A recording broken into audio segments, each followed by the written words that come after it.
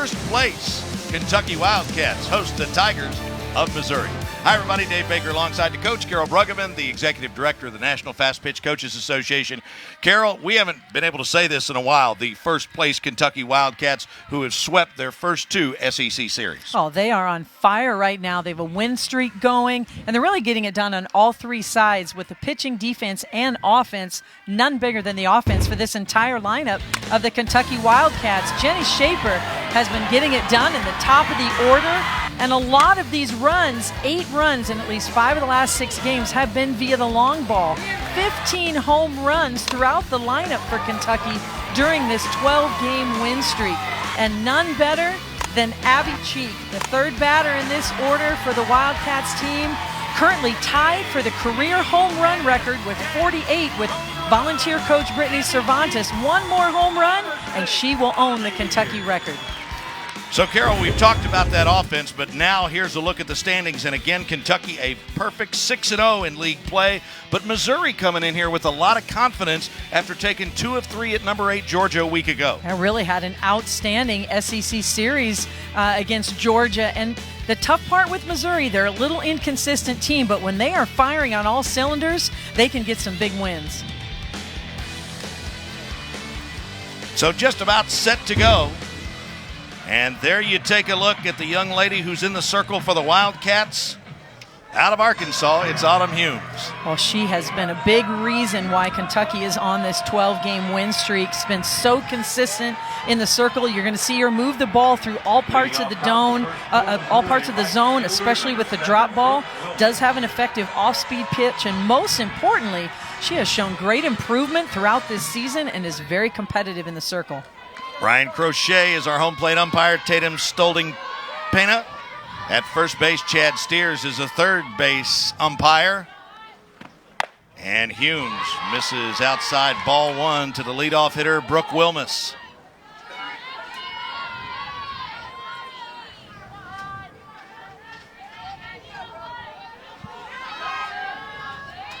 There you see Wilmus with that Missouri lineup leading things off with that .347 average.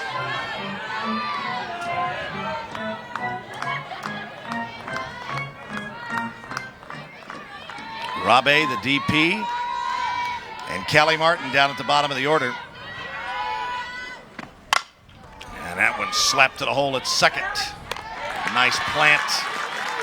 And Martin throws over to first, 1 up, 1 down. Oh, big out for the Kentucky defense. Wilmus has a ton of speed at the top of the order. And look how great the footwork is here from Martins. Hustles over and gets in front of that ball. Uses that strong arm to throw her out. But a lot of times that's an in-between ball. Do I backhand it? Do I get in front of it? Martins didn't hesitate. Hustled over and got in front of that ball. The only 3 left-handers in the Missouri order in the 1, 2, 3 spots. And this is left fielder Reagan Nash.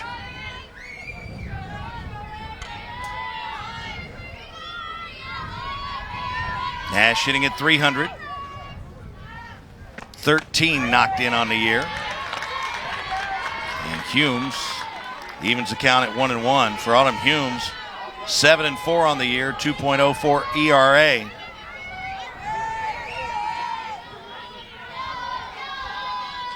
.41 strikeouts against just 8 walks.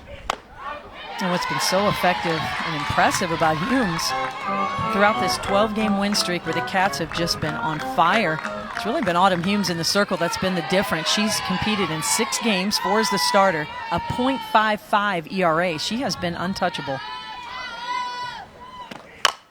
Slapped down to third. Cheek on a short hop. And she was able to beat it out. That ball just kept hanging up in the air. And that slapper does what a slapper is put in to do. That's why Missouri has all 3 are triple threats at the top of the order. Nash, the short game specialist, just a soft slap, beats it in the ground, and then it's a foot race. Cheek plays the ball well, but too much speed from Nash.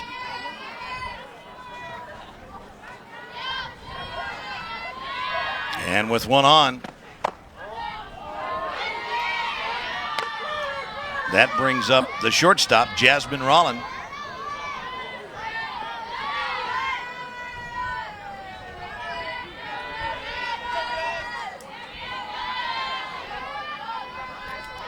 Nash at first base, 5 out of 6 on the base pass this season. Now this is a nice spot if you're a Missouri fan. Rollin is a freshman. She is one of the best athletes on this team, has found a home at shortstop this season. It's been a little bit tough for her to make that adjustment to the speed of the game defensively, but offensively, she has been on fire. One of the best freshmen in the league this year. 1-1 pitch. And it's fouled off again. And Humes now ahead in the count, 1-2. And Humes does not walk a lot of batters. Comes into this game with just giving up 8 walks on the season. So you can see Missouri already very aggressive early in the count, not looking to take a lot of pitches, staying aggressive. Got her swinging. And for Humes, with 2 outs for the Tigers, third baseman, number 17, Kimberly. Humes showing you what she can do. Work all parts of the zone. This is a rise ball. It's a low rise, but it has enough spin on the ball that catches right underneath the bat of Rollin. 42nd strikeout on the season for Humes, and with 2 outs, here's Kimberly Wirt. Wirt a .298 hitter. She's hit 8 out, 21 knocked in.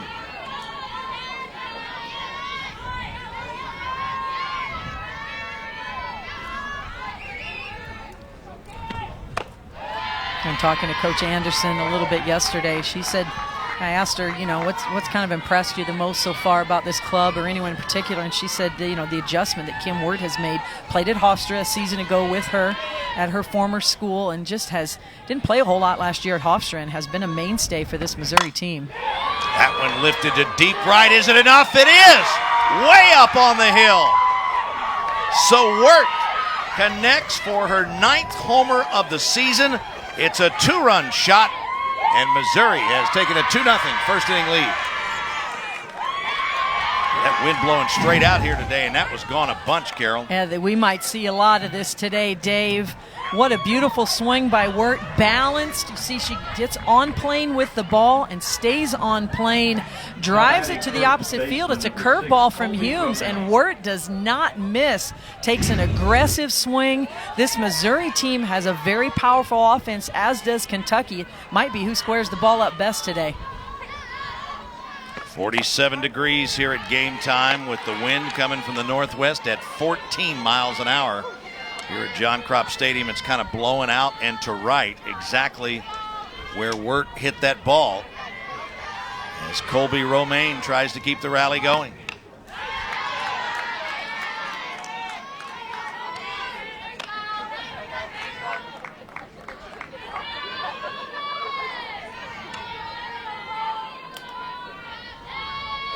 We just talked about Humes' sparkling ERA in the last 12 games. Right.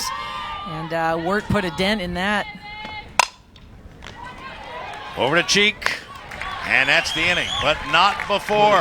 The Tigers get 2 runs on 2 hits. They don't leave anybody on. And Kentucky comes to bat in the home half of the first, trailing by 2.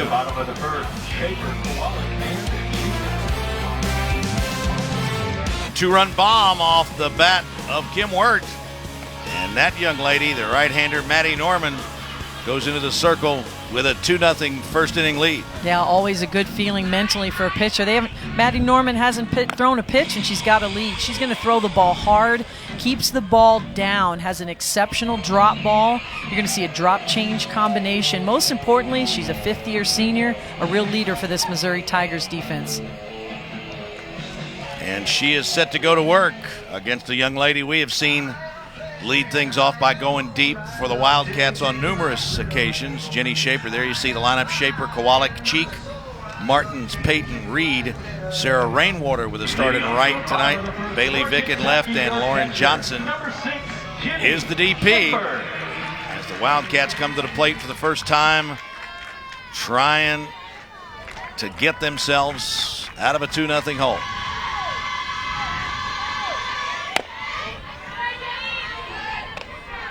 Shaper hitting .310, 5 homers, 24 knocked in.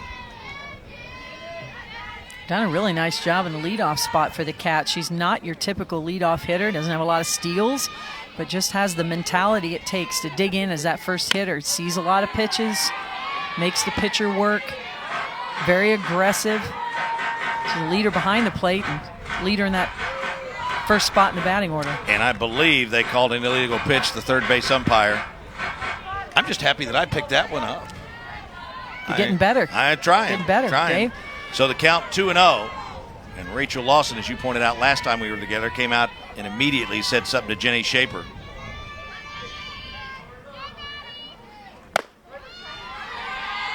And she comes right back for a called strike.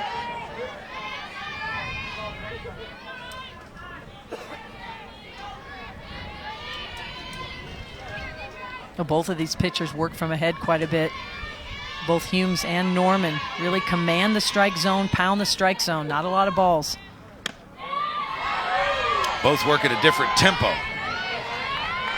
Humes hardly lets it hit her glove before she's ready to go again. And at least early on, Norman a bit more deliberate.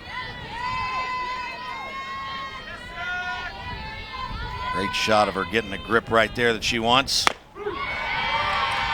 And she comes back to run the count full. Yeah, working her best pitch, which is a drop. Throws a straight peel drop, which means her hand stays flat to the catcher. Just peels the ball up, spins it down, catches that inside part of the plate.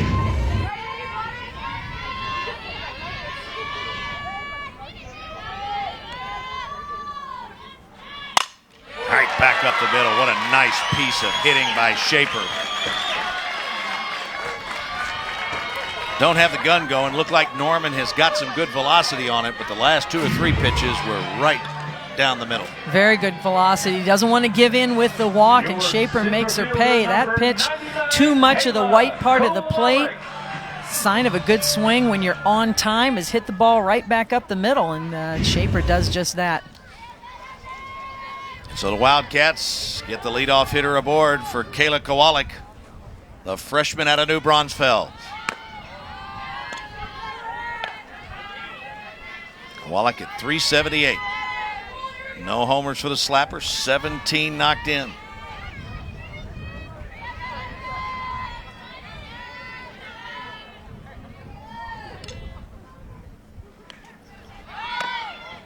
Now, part of the reason Norman, as you mentioned, her last 2 pitches were a little bit too much of the plate, and you're absolutely right. She had a 3-1 count and a 3-2 count, so wasn't going to give in for the walk, and now she finds herself behind again at 2-0. And any pitcher out there knows you've got to bring the ball a little too close to the plate against a good hitting team like Kentucky. When they have a favorable count, it can spell trouble. Kowalik bunted through that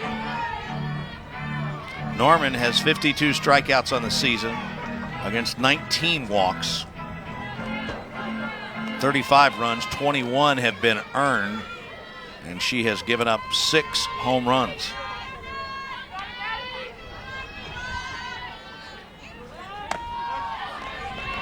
And that one up in the zone, but not up too much, and the count evens at 2-2.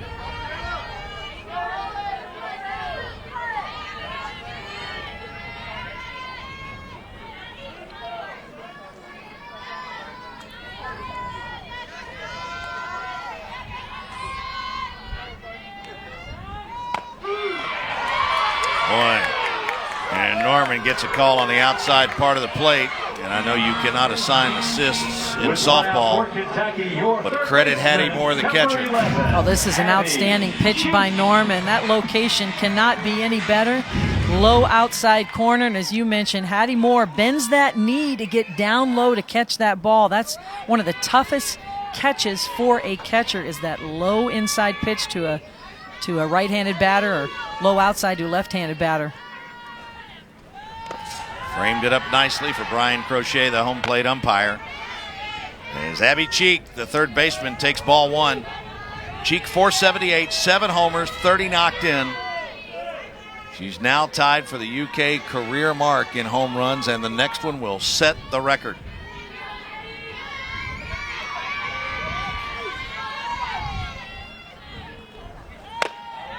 That one up and in.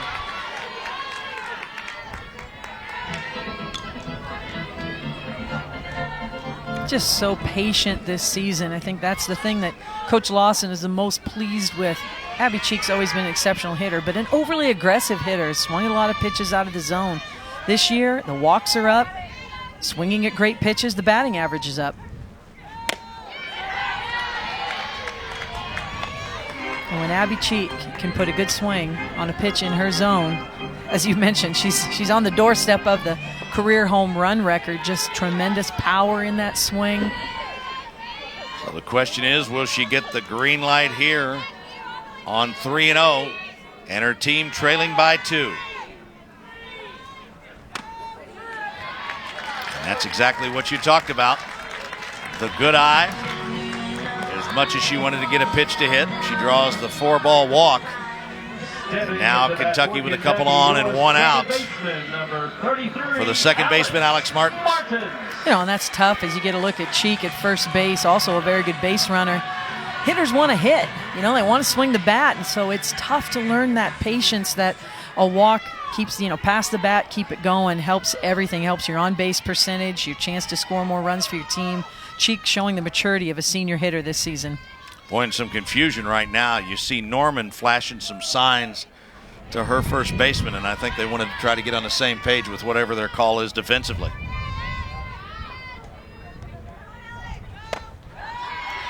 Martins takes one upstairs. The junior hitting .304, 5 homers, 30 knocked in. And now Larissa Anderson takes a timeout. She wants to make sure everything's set with her defense and her pitcher. Talk about her and the job she's done since coming over, Carol. It's an unbelievable job. She inherited a situation, came from Hofstra, was at Hofstra a long time as an assistant coach and associate head coach, then the head coach, went to the NCAA tournament 2 out of her 4 years she was there, and now is the opportunity here at Missouri. And when she came in, I think the most important thing she had to coach was culture. You know, there was 2 coaches last year. Started the year with Aaron Earlywine. He was replaced in February, then an interim head coach the rest of the year, and now Coach Anderson. So a lot of these players have had 3 coaches in a 12-month span if you go back to February, but she has settled down this team. They have bought into her coaching style, and the results have shown. They've played a very tough schedule, and they're still above 500. Martins drives that one, but right at the center fielder, Martin. And she hit that one right on the fat part of the bat. But nothing doing, and now 2 outs in the inning. Yeah, timed this one up beautifully. Nice smooth swing by Martins. But Callie Martin out in center field. It's called good placement. But right now, Maddie Norman falling behind these Kentucky hitters and having to show too much of the plate with favorable counts for the offense, and Kentucky is not missing. And in steps Mallory Payton. And interestingly, we have seen her over her season and a half, sophomore out of Western Kentucky, has hit 7 homers and 24 RBIs. She has a propensity, Carol, to hit the ball deep, right where this wind is blowing from center field over toward right. Be a lot of fun to see Mallory Payton and Abby Cheek in a home run hitting contest. Wow. Just saying. Boy, what a great off-speed pitch. And that is the difference maker pitch. If you see a freshman come on the scene in the college softball game and really make some noise, it's typically because they have some sort of off-speed pitch, not just throwing the ball hard. Norman has really developed that pitch as a 5th-year senior. Very effective, can throw it on any count. That one just missed outside as Payton held up. So important for these pitchers today to keep the ball down in the zone with the wind blowing out as hard as it is. Any ball up in the air with the power of these teams, it is going to carry out, as we saw Wirt in the first inning.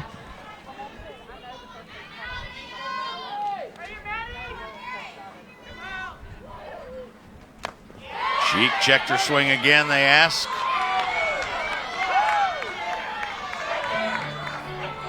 And the call is no from Tatum Stolding-Pena.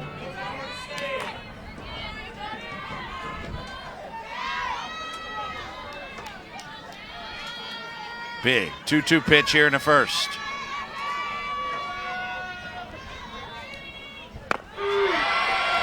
And got her looking on the inside corner. No runs, 1 hit, 2 left on base. Norman gets out of the jam, and her Tigers lead by 2 after 1. In the bottom of the first inning,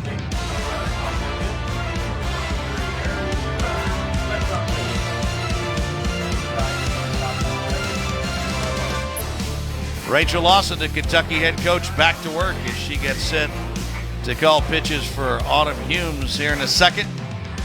Wildcats have fallen behind 2-0 to Missouri. She's done an exceptional job at Kentucky. Not a coach in the country that doesn't have a lot of respect for Rachel Lawson and what she's done here. Just you look out on the outfield wall and you see all the NCAA tournaments, all the super regionals, the World Series, of course, in 2014, and she has been the architect. And every year they are a postseason contender. And this year, with the team being strong, depth in the circle, solid, consistent defense, and hitting throughout the lineup, they certainly have an opportunity, if they stay healthy, to make a deep postseason run.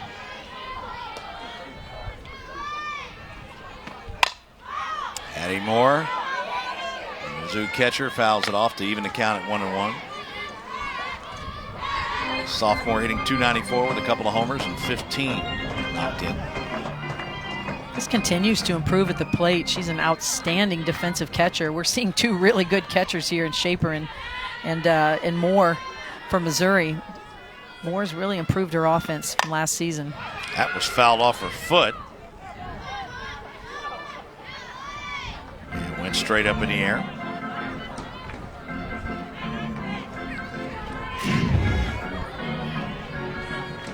That feels real good. Caught the pitch on the inside part of the barrel, went straight down.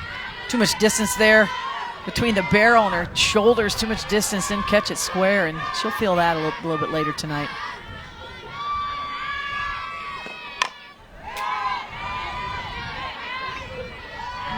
So tough on Autumn Humes, is pounding that inside corner, sees that from Moore's swing where her hands are casting out a bit. And Moore in her practice swing, trying to correct it, keeping her hands inside the ball, trying to get the barrel on the ball, square it up.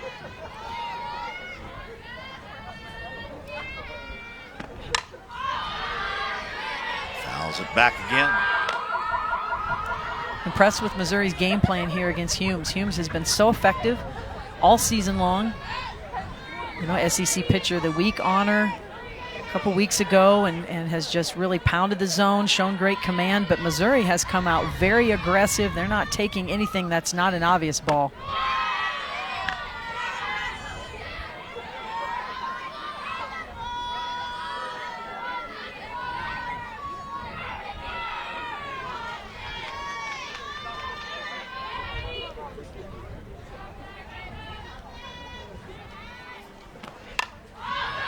That 2-2 pitch is fouled off right above us.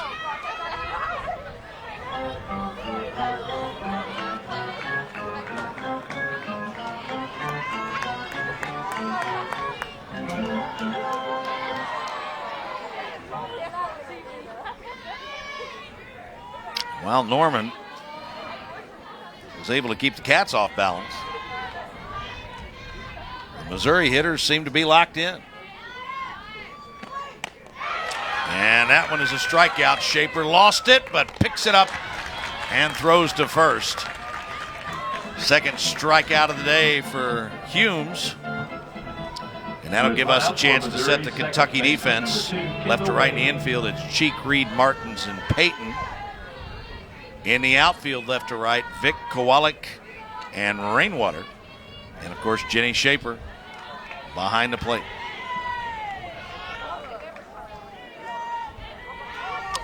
Kendall Bailey steps in.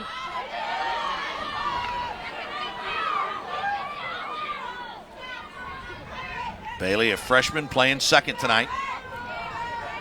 Hitting a .148, a homer, and 3 runs knocked in. Now, Coach Anderson is really switching around a second baseman. Wilmus is really the traditional second baseman, but Bailey's done a really nice job there as well. And, you know, really a lot of moving parts early in the season, but Wilmus has taken one for the team and moved to right field and has been exceptional in right field. Only played about 5 or 6 games out there this season. but has done very well, and that's allowed Bailey to stay in the lineup at second base. So just creative ways by Coach Anderson to get her best hitters in the lineup and still play some solid defense, and it's been very effective for them, especially in the Alabama series and the Georgia series. Boy, Humes missed that one upstairs, and neither she nor Jenny Shaper were happy with any of the calls during that at bat. She and Shaper trying to calm their starting pitcher down. A little bit up in the zone. See the ball's rising up in the zone. A little bit out of the strike zone, but you see Humes getting frustrated there, and that's exactly what Missouri wants to happen. Good time for some of Humes' teammates to go out and talk to her. As you see Abby Cheek going over and doing, take a deep breath, trust your stuff, control the strike zone, control your emotions. That's sometimes the biggest challenge of this game, and especially in the circle. Marissa Anderson goes to her bench and goes with a pinch runner. Number 3, Danny Garrison, a freshman, in to run at first base. And coming to the plate, catcher by trade tonight, the DP, is 21, Emma Rabe. Fouls it up over top of us. Rabe, a .217 hitter, a homer, 5 RBI. I'd love to see Humes go a little more to her off speed early in the count. Once again, Missouri swinging from the first pitch. Humes loves to pound that strike zone. And she's having a little trouble finding the strike zone with her harder stuff right now. So be a good time to go back to that off speed, throw a few strikes, especially down in the order here for Missouri. Garrison at first, 6 of 6 in the steal department, and there she goes. Shaper, not a good throw at all. And that's the reason Larissa Anderson made that move, as Garrison is now a perfect 7 for 7, maybe? No. I saw somebody signal out. Somebody leave early? Yeah, she left early. The call was leave early, and when that happens, the result of the play happens, and then the defense has their choice. Do they want the runner leaving out early or the result of the play? Well, the ball wasn't hit, so clearly they're going to take the result of the play. You see Garrison does leave early by a whole step. She's a great base stealer, and a lot of coaches have that philosophy. We're either safe or we're called out for leaving early. They're going to take either one, but Garrison a little too early on that particular steal. And of course that would negate why the throw was not good by Shaper. And now Rabe falls in a hole, 1 and 2.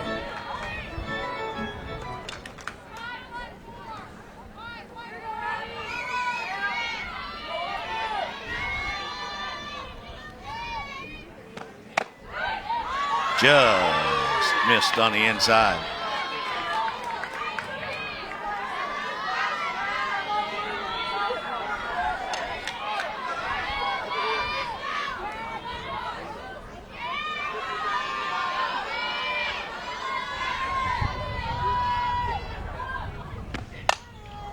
And that one is blooped, and Reed dove but couldn't make the catch. Rabe slides into second. And the inning continues for the Tigers as they'll score that a hit. 3rd of the afternoon for Mizzou. Robbie doesn't get a good piece of this ball, but Missouri staying aggressive. Ball's off the handle. Katie Reed almost makes an amazing play, lays out for it, but Robbie takes the extra base, and Missouri has another runner in scoring position.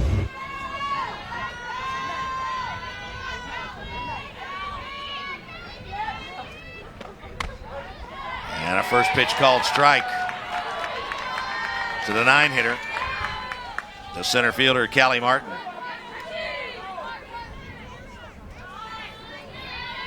Martin at .271, a couple of homers, 15 RBI.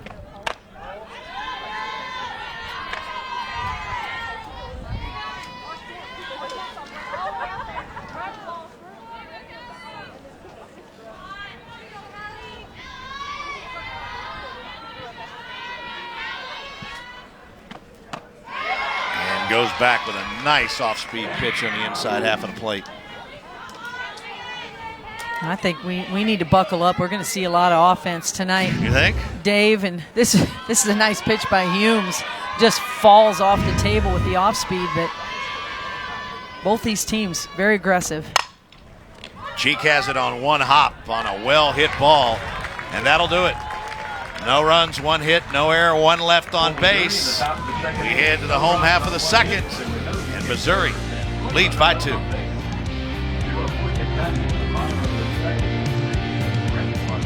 Kicker Carol Bruggeman back here at John Kropp Stadium.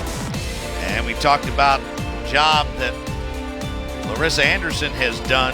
2 out of 3 last week at Georgia, and a 2-0 lead here in Lexington. That's a fantastic job. You know, this was a program in disarray. Some players were leaving, some were staying, 3 new coaches, and they've played the top 10, one of the top 10 toughest schedules in the country, and they currently sit above 500, I think playing some of their best softball here in the middle of the season.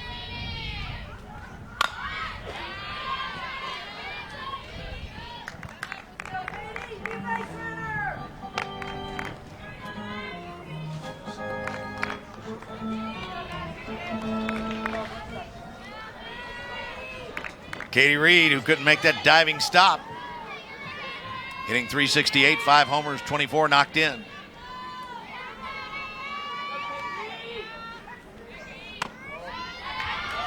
that one just misses. Coach Lawson toying with her lineup throughout the season, and Katie Reed seems to have settled in the 6th spot. She's been a leadoff hitter, she's been a 2-hitter, she's been a 3-hitter. She's been all over this lineup throughout her career, but loves her this season in the 6th spot. Kind of turns the lineup over there, protects the 4-5 hitters. That is a dribbler to third, and dropped by the first baseman, Romaine. Wirt, who hit the 2-run homer, was right there, played it nicely, and that'll be an E3. And that has been Missouri's Achilles heel. They can hit the ball, they've been pitching a little better, but their defense has been inconsistent. Wirt throws this ball hard, very catchable ball by Romaine. Just lets the ball get behind her, tips off her glove instead of catching that ball out in front of her body. And you know, Carol, one thing I wonder as Sarah Rainwater steps in, look at that shot right there. So that ball was coming out of the shadows. I don't see where the sun is setting, but I just wonder whether or not Romaine had any trouble seeing it at first, but if she did, she's got shades, but they're on top of her head right now. There's no question. I've always thought that, you know, coaching on this field for many, many years, the sun is brutal at this time of day, especially for that left side of the infield and all the shadows by home plate. You're pitching from the sun to the shadows. Very difficult, especially if you haven't practiced in a lot. Right. You know, Kentucky's used to it a little bit, but it is very, very difficult. The shortstop, left field position, center field position, and then just all the shadows you can see on the field. See, Wirt would have been thrown out of the shadows to Romaine in sunlight. And Wirt has a cannon for an arm. She had the chance to watch her play a couple times earlier this season. Just smooth fielder at third base and an absolute rocket. One of the best arms I've seen at third base in a long time. So, you know, Romaine knows that. She practices with her, plays with her every day. But you definitely better get that glove up quick because Wirt has a cannon. Rainwater battling back in a 1-2 hole. The Wildcats themselves find themselves trailing 2-0. And I say all that because it's not the normal situation, but Katie Reed over at first base, a perfect 10 for 10 in terms of steals this season.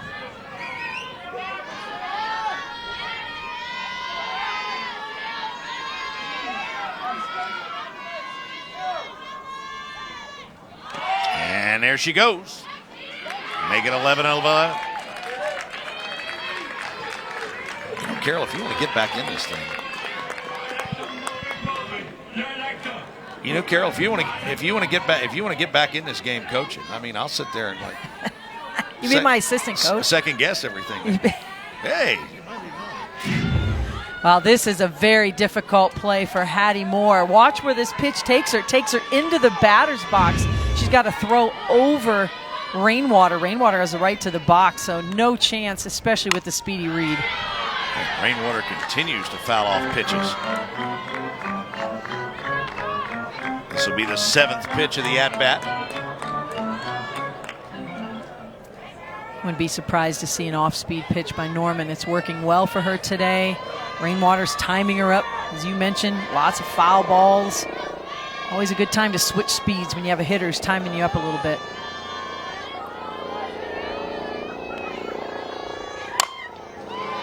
She did, in fact, go off speed.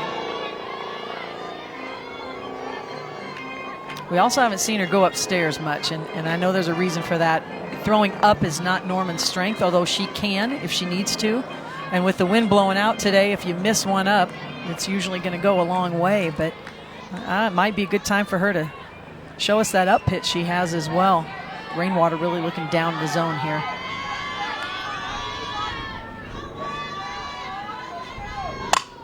Back up the middle, that's a base hit. Reed will score easily from third. Sarah Rainwater with her 8th RBI of the season. And the Missouri lead is down to a single run.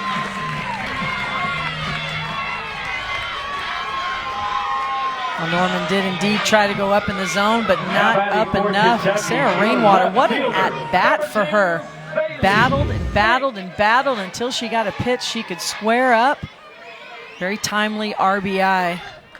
Missouri wisely going to second base. No chance to throw out the speedy read at home.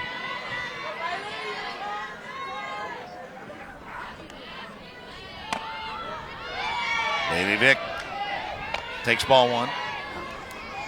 Vick only hitting 192. The slapper with 4 knocked in.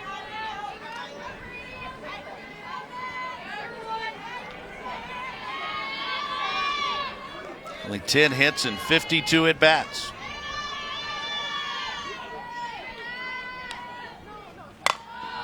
Back up the middle. They get the lead runner, but no chance of getting Vick. As Norman took her time and made sure she got the out, the first of the inning. With 1 out, your designated player, number 9, Lauren Johnson.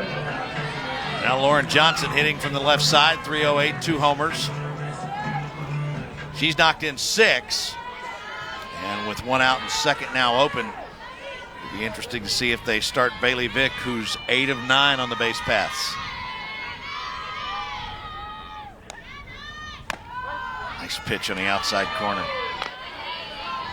Hattie Moore, one of the best in the game at throwing out base stealers, but you've got a lot of speed right now with Vick at first base, Johnson at the plate. A lot of good things can happen here for Kentucky. Look for them to put Vick in motion at some point. That one outside and bobbled back there, and that's whether it's a steal or not, that's the kind of pressure that speed can put on an opposing defense. Yeah, and Kentucky has been so impressive all season long. Any ball that's been kicking away or in the dirt, they are not hesitating through that lineup and just taking off, taking that extra base. This pitch gets in the dirt. Moore just can't come up with it. A little bit lazy there trying to backhand it instead of getting in front of it, turning it over, but Vick easily gets down to second base. What do you think, wild pitch? I would not call that a wild pitch. Okay, that's what I said as well. You know how the official scorer, Chris Scholes, is over there. So it has been scored a pass ball. One of the longest discussions, debates in the game. Hit or nair, wild pitch, pass ball. You talk to every pitcher, they've never thrown a wild pitch. That's right. They're all pass balls. That's right. Johnson looked like she fouled that one off her foot. Yeah, the way that thing cue balled.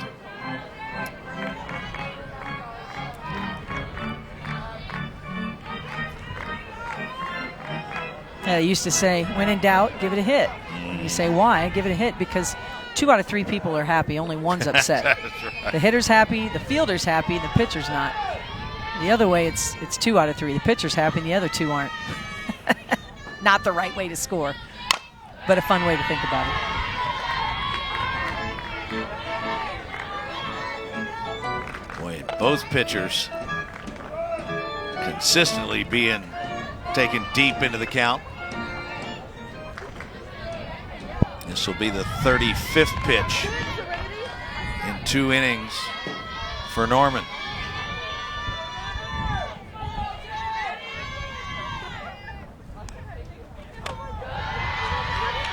Yeah, really throwing a lot of pitches per batter. I don't have it in front of me, but you know, you always want the least amount of pitches possible. And you know, it seems like every count here has been 2-2, 3-2, couple foul balls. You know, so it's a lot of work so far on Matty Norman. Second batter in the inning that has gone to at least 7 pitches.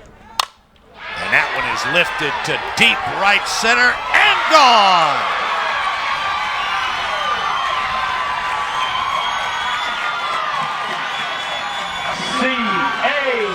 Johnson goes deep for the 3rd time this year. RBIs number 7 and 8. And the Wildcats have put up a 3-spot to take the lead. How about the bottom of the order here for Kentucky, getting it done with some big hits.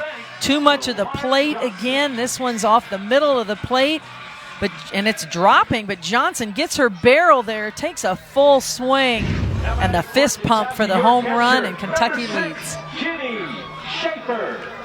Give credit Johnson for the hit, but had it not been for that 14-mile-an-hour wind today, that one probably would not have cleared the fence. So just 1 out in the inning, and Jenny Shaper steps in for the 2nd time.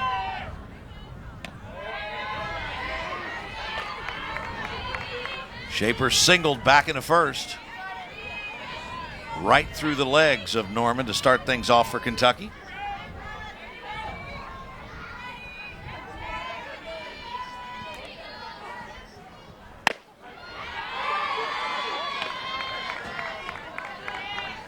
Well, these offenses come into the game. Missouri at 32nd in the country in batting average. Kentucky 33rd in the country. And Kentucky in the top 15 in scoring and slugging percentage. And so I don't think these fireworks are quite done yet. Tough day to be a pitcher. You've really got to stretch the zone. You've got to mix your timing. You've got to make timely pitches at key times. Most important, stay ahead of the hitters. Stay in control. Well, that wind's swirling a little bit, but those flags are blowing straight out right now.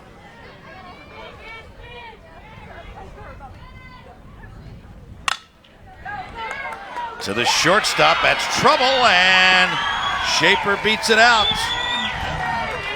That'll be an error on the shortstop, Rollin.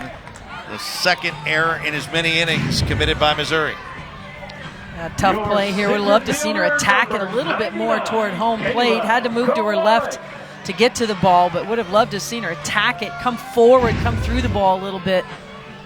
That one ate her up. You can see the sun is very, very difficult out there as well.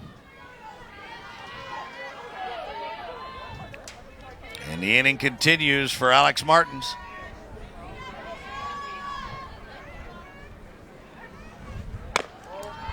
She was caught looking on strikes in her only other time up. Shaper at first. And the always dangerous Abby Cheek on deck.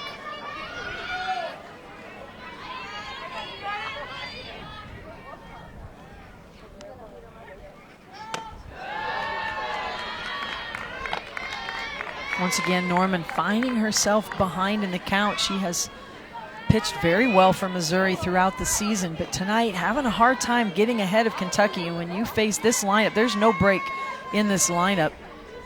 When you're behind and have to show too much of the plate, come back, not give in to that walk. Kentucky has been really attacking the ball.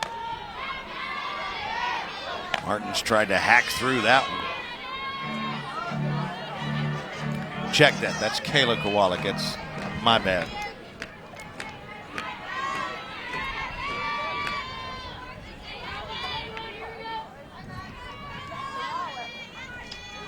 Cheek on deck, and then comes Martins, and Kowalik takes that one low, and she's ahead in the count, 3-1. And not surprised here with Norman falling behind. Some action in the bullpen. Missouri has a very deep staff. 2 of them up working already. Bailey Coaster, number 11. And how about that infield hit by Kowalik? Nobody there at first to cover. And this is kind of what you've been talking about that has held Missouri back a little bit this year, Carol. Well, the reason this play works is Missouri's defense, the second baseman, Bailey's covering the steal, so she takes one step, but her responsibility is second base. But Romaine has to know that. Would have loved to have seen her pick the ball up. No, her only play is to try and dive and tag out Kowalik. That was her only option, and I'm sure Coach Anderson's talking about that with her first and second baseman with Bailey. If that ball goes down, Bailey either has to hustle over to second or to first base and be there, or Romaine needs to make that tag. But a miscommunication with the defense, Coach Anderson going out and I'm sure challenging her team right now. So you've got Coaster, who's up in the pen, along with Daniel, who has been the ace of the staff, and Daniel is loosening up with a purpose down there. Yeah, sometimes you just need a change of momentum, and so far Anderson not wanting to go. We're not even through the second inning yet to go to that bullpen. Of course, you can always re-enter Norman since she is the starter, but really trying to challenge her team. I mean, a lot of this inning has been errors, miscommunication, and then some timely hits from Kentucky. And so a dangerous spot for Abby Cheek. Off-speed pitch. And she was looking to take one out of here. Cheek walked into first. 478, 7 homers, 30 knocked in.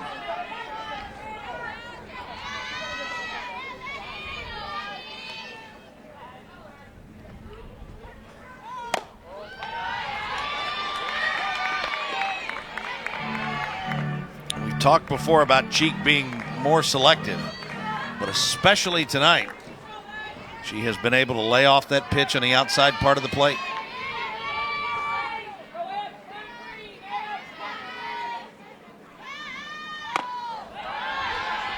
Missouri doing their best, trying to work her the outside part of the plate. Cheek's power, she has power to all fields, but her true power is the pull side. Working that off-speed pitch, really trying to throw everything they can at her. There's no place to put her, you got runners in scoring position.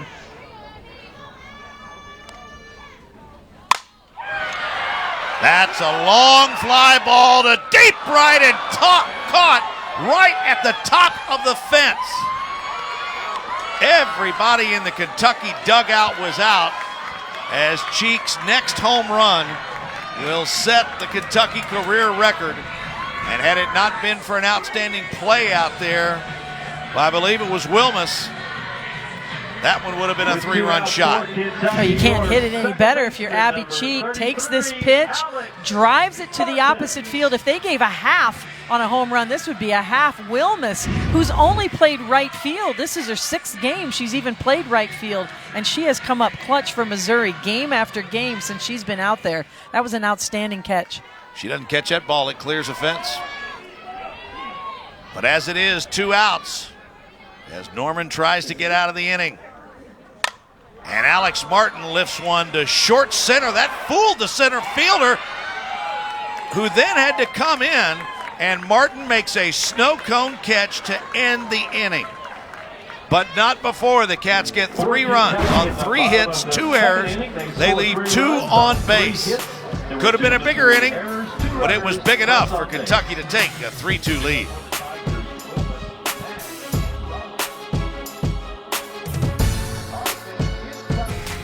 Cats get 3 in the home half of the second, but they just missed 3 more as Brooke Wilmus goes over top of the fence and takes away a 3-run shot from Abby Cheek. And there you see, tied for the Kentucky home run lead with Brittany Cervantes, who's back in the Kentucky dugout, Carol. 2 of the most feared hitters ever in the Kentucky uniform, and boy, that one was, she couldn't have hit it any better. And the only thing that topped that swing and that power that Abby Cheek has is the Wilmus catch. But just a tremendous effort by Abby Cheek. And so Wilmus, who made that play that was so crucial there in the second, leads things off in the top of the third. And That's not what you want to do if you're Autumn Humes, is to get a lead and immediately hit the first batter. No, you know, she seems a little out of her element tonight. You know, just felt like she could have had a couple calls early, didn't go her way, let it affect her a little bit. You can see there the frustration of hitting the leadoff batter. Really needs to kind of reset, refocus. You can start your day over at any time, or you can start your game over at any time. And, you know, Humes fighting that battle between the ears right now is what I call it, that mental battle. Just not real sharp. Not that she's just bad, it's just not what you've become accustomed to this season. And then getting a little frustrated, which we all know doesn't do any good for you on the athletic field. And that ball is poked just outside the third baseline. Reagan Nash already has one hit on the day.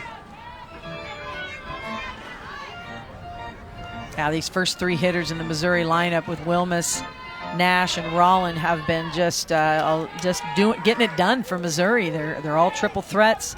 Nash a little more of a short game specialist, but they can all make things happen. What a play by Cheek. She has to come in that close to have a chance to get her out. And then she only had one chance, and that was to go up and make it cleanly. And she gets the first out of the inning as Wilmus moves to second. And what a great adjustment by Cheek. She's playing halfway up the line. Nash's first at-bat, she got an infield single to that same spot. Cheek was playing a little bit deep, played the ball well, but couldn't get her. Makes a great adjustment, comes in about 3 more steps. Same exact play. This time she gets her out. And now the freshman Jasmine Rollin. Boy, and she hit that a ton. That is hit a ton. It didn't quite make it to the top of the berm, but Rollin gets her 6th homer of the season, RBIs number 14 and 15. And just as quickly as Humes was handed a lead, she's given it back as Missouri goes back on top 4-3. I think Rollin should be in the conversation for the SEC Freshman of the Year. Offensively, she is a highlight reel and does not miss. She knew it right off the bat, takes a full swing, just an explosive swing. The way she swings the bat is on time. That was a no-doubter to the berm, and Missouri is back in the lead. Don't think she had a little case of the goo, did you, after making that error in the bottom of the second that contributed to the Kentucky rally? Well, and I think that, you know, she's been doing that all season long. She's been stepping up for them. And shortstop, catcher, two of the toughest positions to play for a freshman. The speed of the game can eat you up. And I'm sure that was playing in her mind. That's how that inning started. Last inning with the Katie Reed getting on base. She more than made up for it right there. And now Kim Wirt, who went deep for a 2-run homer in the first, facing Humes for the second time. So Missouri 4 runs on 4 hits, but they've actually come on 2 hits. 2-run homer by Wirt, and the 2-run homer by Rollin here in the third. That one's lifted to right. A lot of trouble with the sun out there, but Rainwater hauls it in for the second out of the inning.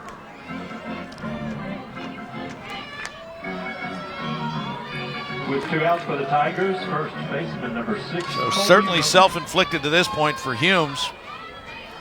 She hit the leadoff batter, and then Rollin goes deep with a 2-run homer. And that ball's just wide of third base as Cheek dove and couldn't get it off the bat of Colby Romaine. And Missouri continues with their game plan. Aggressive early in the count. They've done their homework on Humes. Does not walk a lot of batters. And anything that is over that plate, they are saying very aggressive, attacking.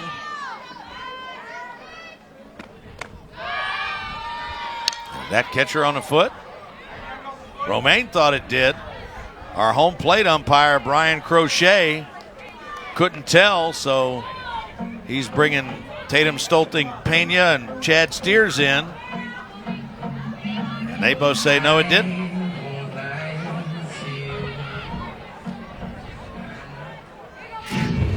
This pitch rides on the inside part of the plate. Romaine has the right to the batter's box, and it comes in. holds her ground. It looks like it hits, tough to see there. It looks like it hits right between her feet.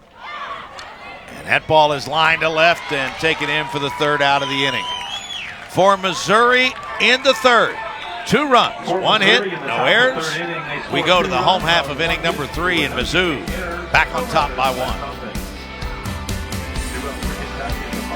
Wildcats come to bat in the home half of the third as they find themselves trailing Missouri 4-3. Kentucky in the middle of a 12-game win streak. And they are unbeaten at home this season. Golly, hard to believe, 5-0. This just the 6th home game of the season.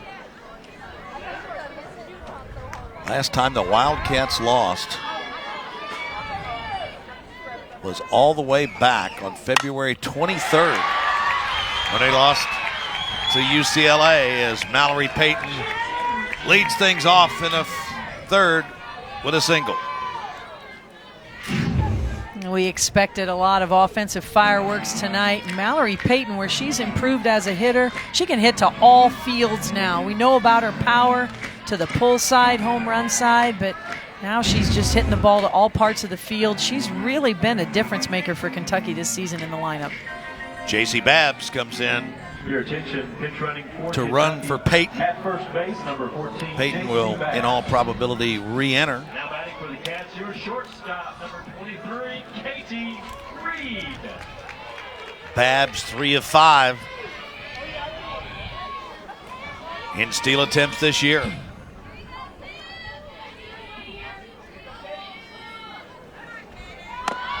Katie Reed squares up the bunt and takes ball 1. She reached back in the second on an error by the first baseman, Romaine. Grounder down to Wirt, who threw over, and Romaine could not haul it in.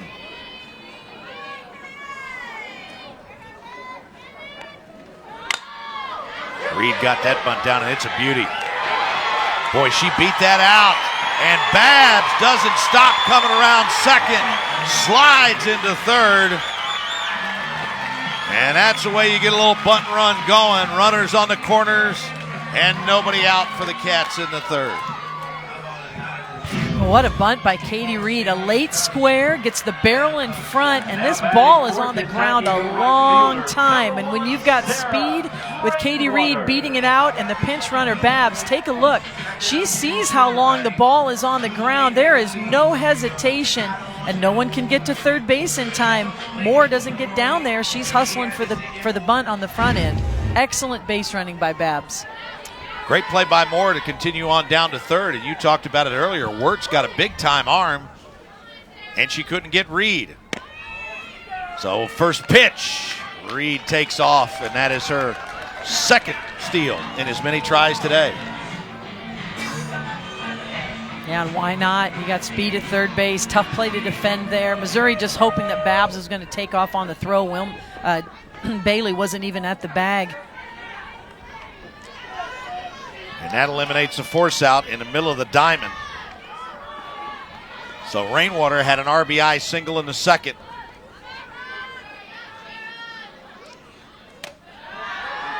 And Rachel Lawson will continue playing for the big inning as Kelsey Henson is in the on-deck circle. She'll hit for the slapper Vic. And in the 9 spot, we'll await Lauren Johnson, who's already gone deep today.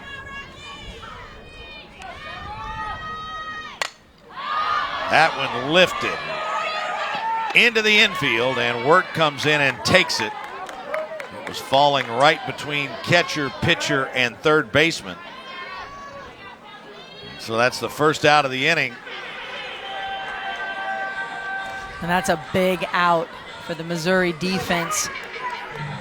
Anytime you've less than 2 outs, runners in scoring position, pop up to the infield or strikeout are the 2 least desirable things, and Rainwater does just that. Missouri made it a little bit of a tough play there till Wirt took over, but now as you mentioned, we have Kelsey Henson, who has stepped up clutch for this Kentucky team all season long. Couple of homers, 11 knocked in in a 300 average.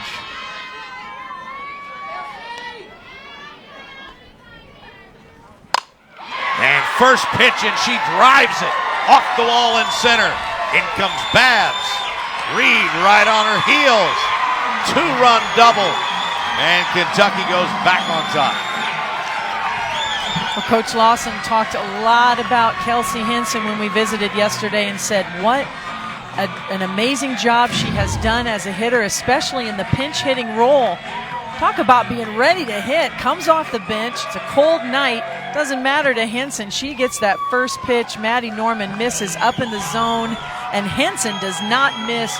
Drives it deep into the gap for a stand-up double, and more importantly, Kentucky takes the lead. And so Rachel Lawson re-enters Bailey Vick, who has the speed on the base pass. What a job by Hinson. And so Vick now stands at second, and in steps the DP tonight, Lauren Johnson, who went deep back in the second inning. It was a 2-run shot for her 3rd homer of the season.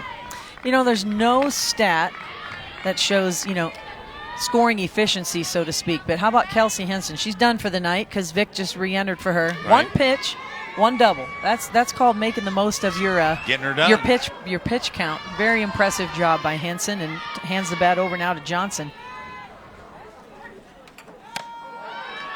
Went inside. Johnson quickly jumps ahead in the count, 2-0.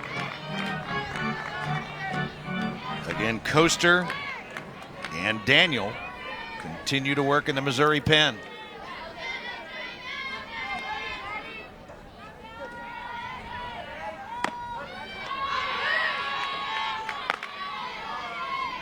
Yeah, Missouri, showing a lot of faith in Norman. She has been the ace of this staff. She's thrown the most innings. She's had a good season overall, and Coach Anderson is thinking what we're thinking up here. This game is far from over. Both teams can hit. Trusting, trying to have Norman, find herself a little bit more. Still throwing too many pitches, getting behind the hitters. That was her 63rd pitch of the night. And perhaps more importantly, she's behind in the count to Johnson, 3-1, with a top of the lineup for the Wildcats still to come.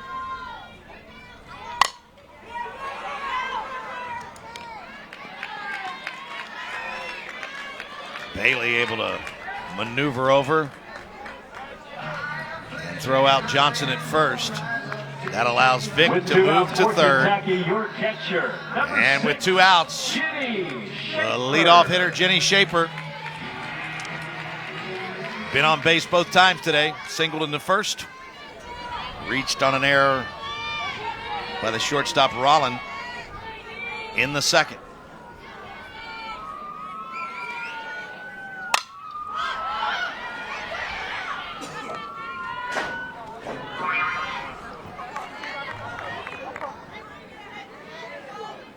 Now it looks like Daniel has sat down in the Missouri pen, and only Bailey Coaster, the freshman, continues to work. Excuse me, Coaster, a sophomore.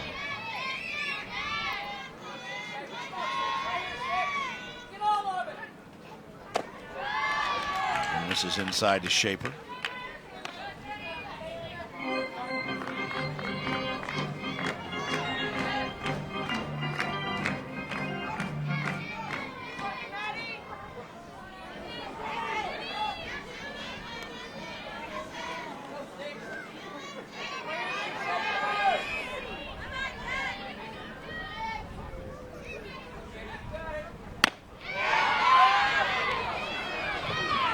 Looked like it got a piece of the outside corner, but nothing doing, says Brian Crochet. And Norman spinning the ball. Pretty good pitch there right on the corner, maybe slightly low. But that was a tough one to take for Jenny Shaper.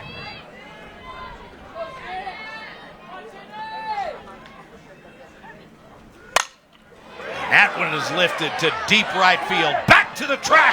Wilmus can't haul this one in. Vick scores from second. Shaper slides into third. And the Wildcats lead it 6-4.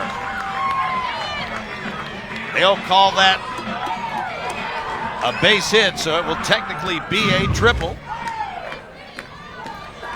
Shaper gets one up in the zone. Goes hard the opposite way, and Wilmus has been a highlight reel out there the last 2 weeks, but gets caught backpedaling, doesn't have a chance to turn and run on that ball, normally makes that catch, but because she's backpedaling, the ball gets above her head, can't see it.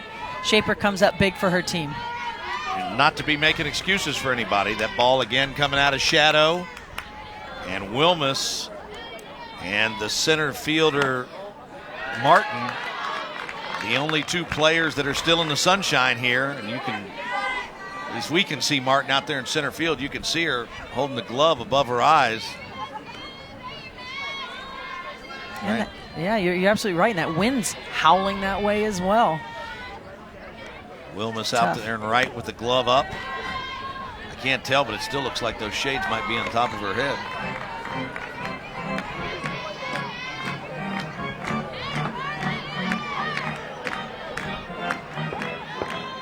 Kayla Kowalik ahead in the count 2-0. The slapper just trying to get into play and trying to get Shaper home from third.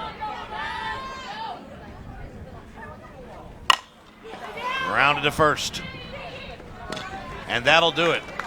But for the Wildcats, 3 runs, 4 hits, no errors. They leave 1 on base. We've played 3 complete in Lexington, and it's 6-4 Kentucky.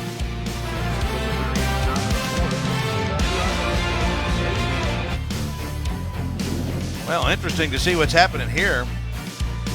You see Abby Cheek and the Kentucky players signaling for Rachel Lawson to come out to the circle. Somebody must not be feeling well. They went back in to get some water for Jenny Shaper. And that looks like Katie Reed, that they just weren't sure how she was feeling. So I guess they've got their answer. And it'll be interesting to see what Autumn Humes does now that she has once again gotten a lead. It's 6-4 Kentucky, but Humes today has thrown 51 pitches, struck out a couple, issued 1 walk. I think she hit a batter. And so the question becomes, does she become more purposeful with her pitches now that she once again has a 2-run lead?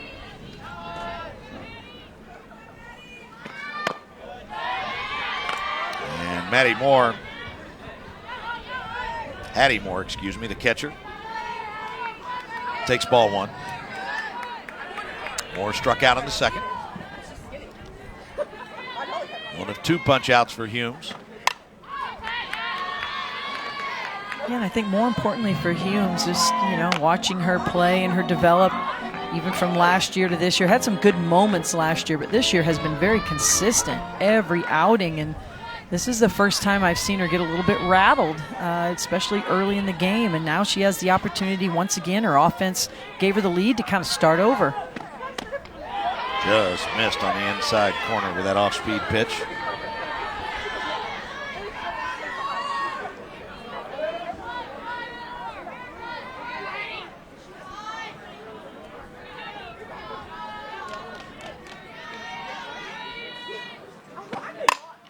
And that one is rocked to center. Boy, and you can see the problems out there that Kowalik had with that son as she got kind of tied up out there. She's out there laughing about it. That's like double trouble right now. You've got the sun, the shadows, as you mentioned, and the wind is just whipping and swirling. And this ball, on top of that, it's a line drive that's tagged. And that's one of the harder balls to catch for an outfielder. Hard to judge that range. But Kowalik with the smile. I don't think she saw that thing. I found a way. I don't think she saw that thing till it about hit her glove. And that may be why, she protected her nose a little bit there to make the catch. You can see the flags are blowing hard out, also to right field. They swirl a little bit. It's tough. Every fly ball is an adventure today. And this field still not quite covered in shadow. And Kendall Bailey takes a couple of pitches and is ahead in the count 2-0. Bailey walked in the second.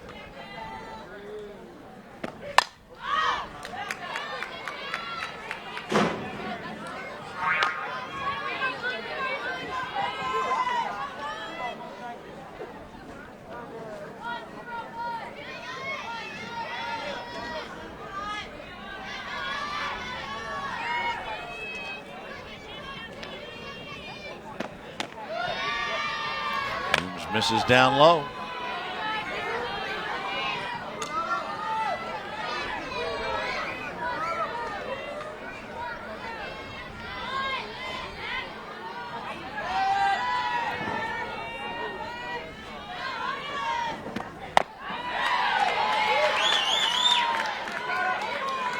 Both pitchers throwing a lot of pitches this evening.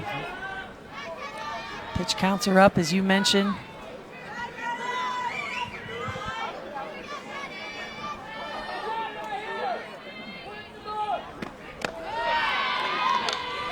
There's a full count walk. Last inning, her teammates had gotten a lead for her. Humes hit the leadoff hitter. This inning, she walks the leadoff hitter. And that'll bring up Emma Rabe.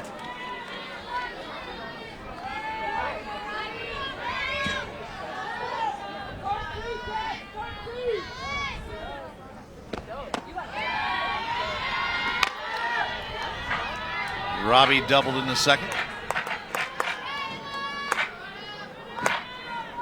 Uncharacteristic outing here for Humes. You know, not so much the hits, but the earned runs. And only 2 walks, but what it doesn't show is the pitch count. Throwing a lot of pitches to a lot of batters. She made some big pitches when she's had to as well, but you know, came into this game over the last 6 times she had been in the circle with a sparkling .55 ERA, already 4 earned runs, and we're not even halfway through the game. And that one is popped way up. Cheek was way over in foul ground. The wind blew it back into fair territory. And nonetheless, it's the second out of the inning. What were we just saying? Fly balls are an adventure. How about that one? Tough for the first base person at first base as well with Bailey, because this ball, as you mentioned, blows all the way into fair territory. That ball drops. It's a fair ball, and it's a free-for-all. So nice play by Abby Cheek. Got to keep your feet moving on a fly ball like that because it is going to move. She was all the way over in the coaching box, and it blew back inside the line. That is ball 1 to Callie Martin, the center fielder.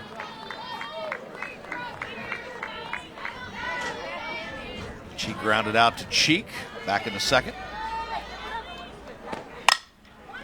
Goes right back at her again.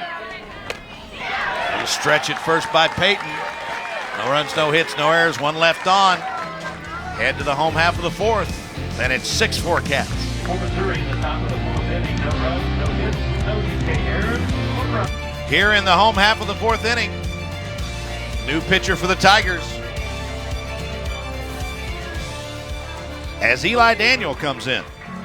Eli Daniel, also a workhorse on this staff. You're going to see her work a curveball to both sides of the plate. She's going to work it in and out. Also throws an off speed. Must spin the ball to be effective. If you're an east-west pitcher and you're not spinning the ball, it becomes a fastball. But when she is spinning the ball, she can be very effective. And you understand why the change is being made. We've seen what this young lady did with the ball last time, almost hitting it out of the park. So Abby Cheek hit one to deep right field, and Wilmus took it away from her. Or that ball would have been over the fence for a 3-run homer.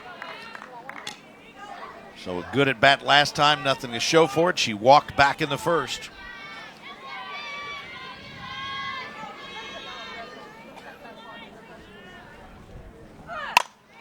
Boy, Cheek going the opposite way as well. Oh, and she is on time.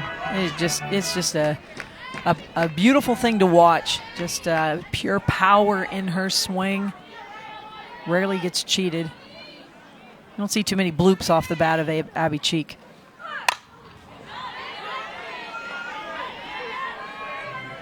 And I'm sure she's worked that outside pitch a lot throughout her career, her later stages of her career here as a junior and senior. Everybody knows about her power, especially to the pull side. So teams think, let's throw her outside, let's throw some off speed, and she has shown that she can drive the ball a long way to all parts of the park as a senior. Off speed 1-2 pitch, grounded deep to short, and Cheek, who can get up the line, is punched out on a really nice play by the shortstop Rollin. Rollins showing you her arm. We talked about Wirt, the third baseman's cannon. How about Rollins? Look, she throws this ball from the grass. She does. Still finds a way to throw out Abby Cheek. Just a tremendous athlete is Rollins. Better circle her because she's a player to watch in the SEC for many years to come. She has already made that dynamic play in the field, and of course the 2-run homer, the second of the game for Missouri, which put the Tigers back on top.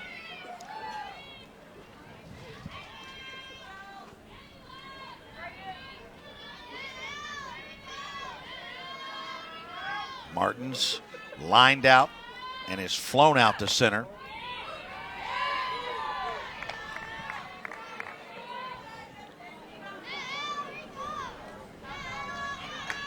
Has hit the ball well, both at-bats. Just nothing to show for it in the book yet, but in the quality at-bat chart that I can promise you they're keeping in that Kentucky dugout, she has a couple.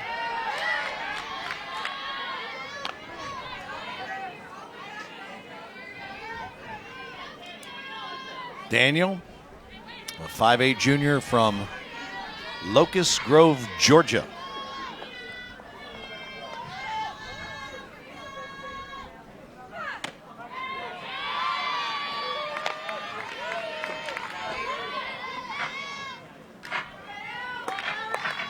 You know, you walk up next to Alex Martins and visit with her. She's every bit of 5'11", 6 foot tall. You don't see that too much as a middle infielder. Has great range, good athleticism. Off-speed pitch, and that's a beauty from Daniel.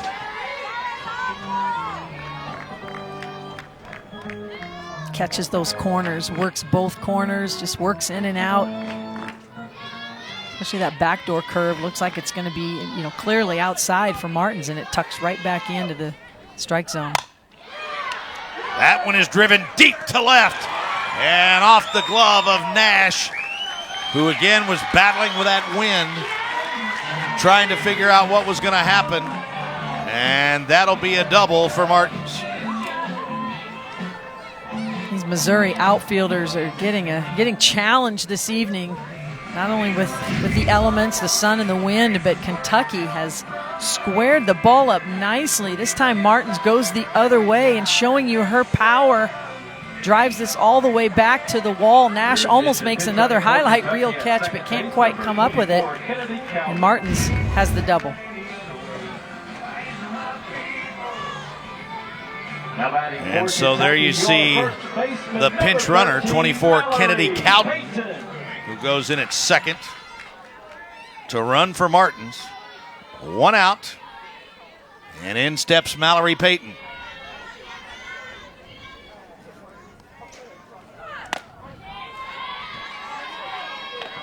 Payton was caught looking in the first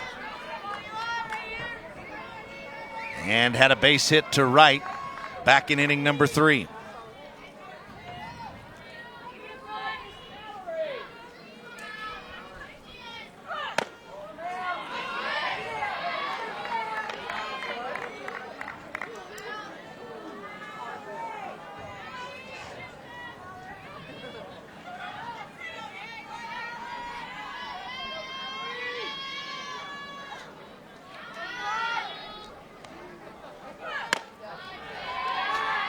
Once again, the Missouri pitchers saw it with Norman. We've seen it with Daniel falling behind.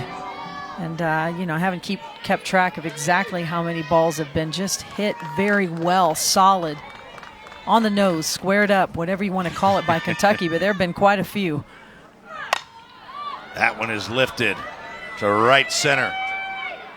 Wilmus has got it. The pinch runner Cowden tags and scoots into third. 2 outs in the inning. And that'll bring up with 2 outs for the Wildcat shortstop, Katie Reed. Number 23, Katie Reed. Reed reached on an error by the first baseman.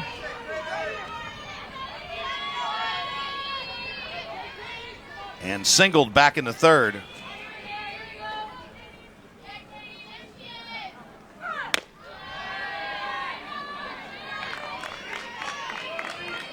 This Kentucky offense just keeps coming at you. Get a look at Katie Reed's numbers.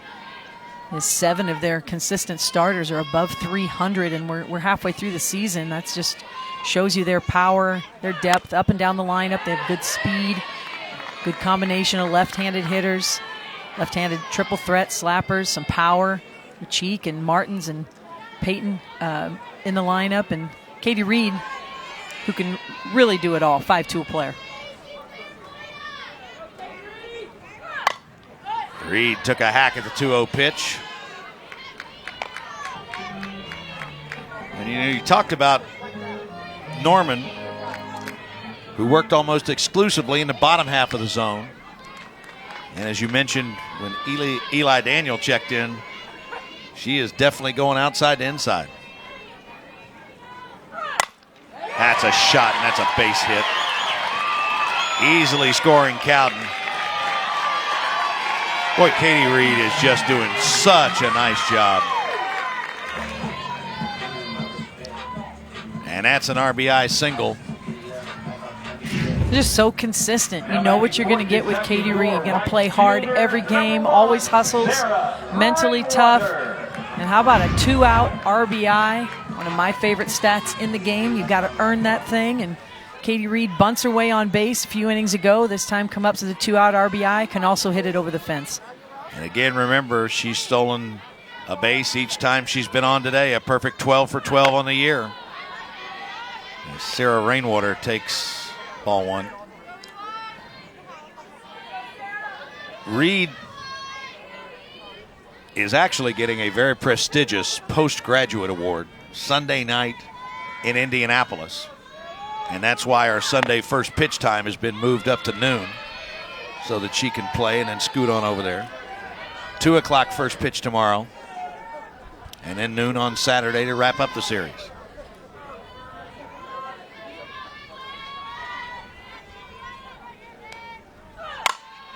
That one's knocked into right center. Reed was going on the pitch. She's going to turn and score easily from third. 9th RBI of the season for Sarah Rainwater, and the double gets the Cats another run.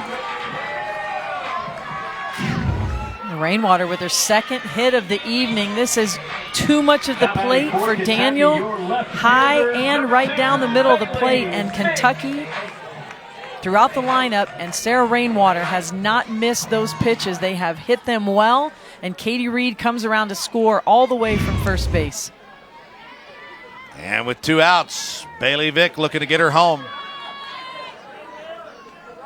Reached on a fielder's choice, and to this point in the game, Carol, bottom 4 in Kentucky's order. A collective 5 out of 8 tonight. Just outstanding job. You know, you always know you can consistently count on that top part of the order to make some things happen. They're not always going to be perfect. The bottom of the order sometimes is, you know, hot and cold, and tonight they have been on fire. You see a lot, you know, the whole box score is filled up there. And, you know, a lot of times you've got to have that. You've got to have the bottom of the order turn it over consistently to have a great season. 2-0 pitch taken for a called strike. See that a lot in championship games. You go back and look at the Women's College World Series and look at that bottom part of the order. You see that a lot. Other teams are scouting and trying to figure out how to get that top part of the order up, and it's really who can get it done down in the bottom of the order. Vick with that bunt. That's going to be trouble over at first, but a nice play as Wirt needed that big, strong arm that time. So the inning is over, but not before the Cats strike for two. 2 runs, 3 hits, no errors. They leave 1 on base. We head to the top of inning number 5, and it's 8-4 Kentucky. Lexington, the 14th ranked Wildcats lead by 4. But Missouri, with the top of the order, Wilmus, Nash, and Rollin. And once again, Autumn Humes back out for her 5th inning of work.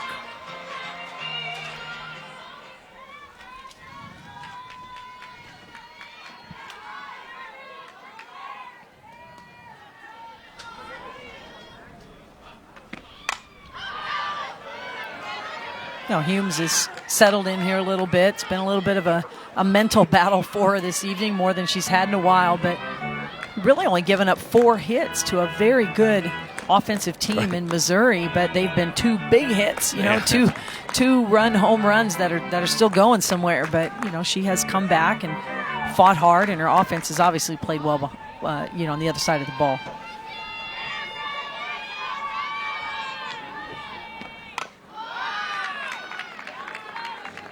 And quickly, Wilmus behind in the count 0-2. She grounded out to second, back into first, and was hit by a pitch to lead off in the 3rd.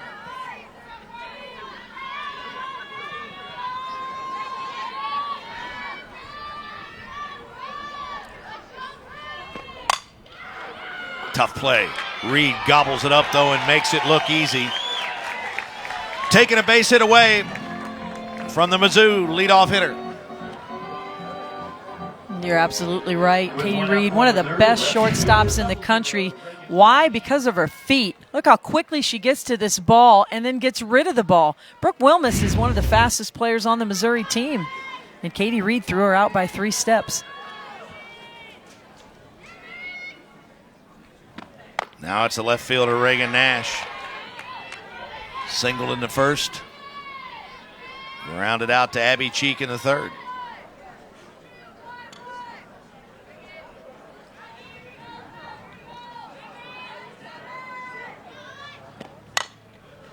And that's exactly what happened.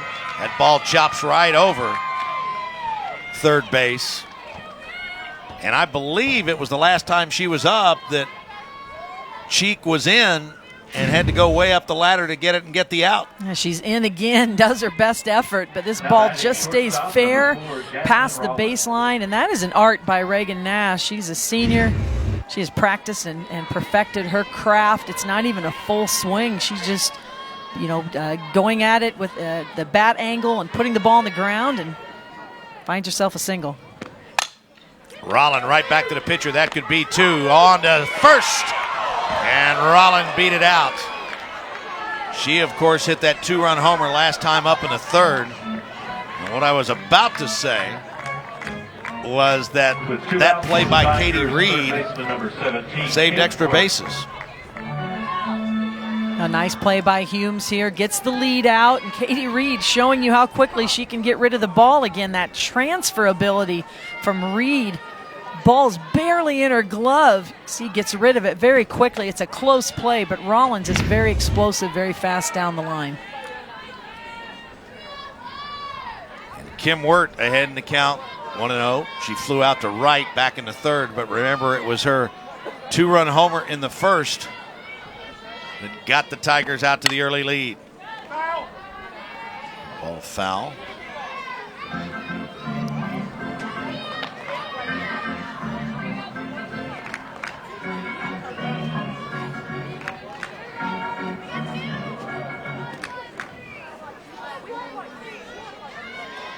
Action once again in the Missouri pen. That's Bailey Coaster, who's up for the 2nd time.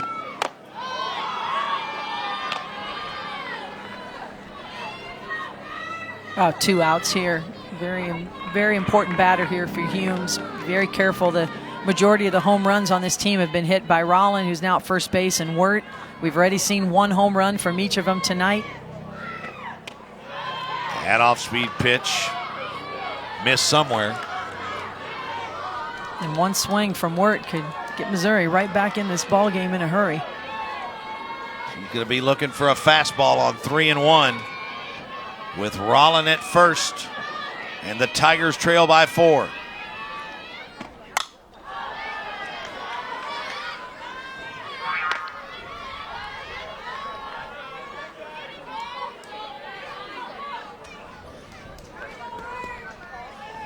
Now Rollin gets a chance to be in motion, so any ball deep in the gap here, he'll have an opportunity to score. And a 3-2 pitch is just fouled off. And that got a pretty good piece of the home plate umpire, Brian Crochet. Yeah, you wear all that equipment as catchers, you wear all that equipment as the home plate umpire, and somehow the ball finds skin and finds a shoulder. Right on that right clavicle, maybe. That does not feel good at all. And a nice professional job by Shaper and company. They went out to the circle to talk, to give him a little extra time to walk out there and break it up, and it was all designed to allow him to shake it off a little bit.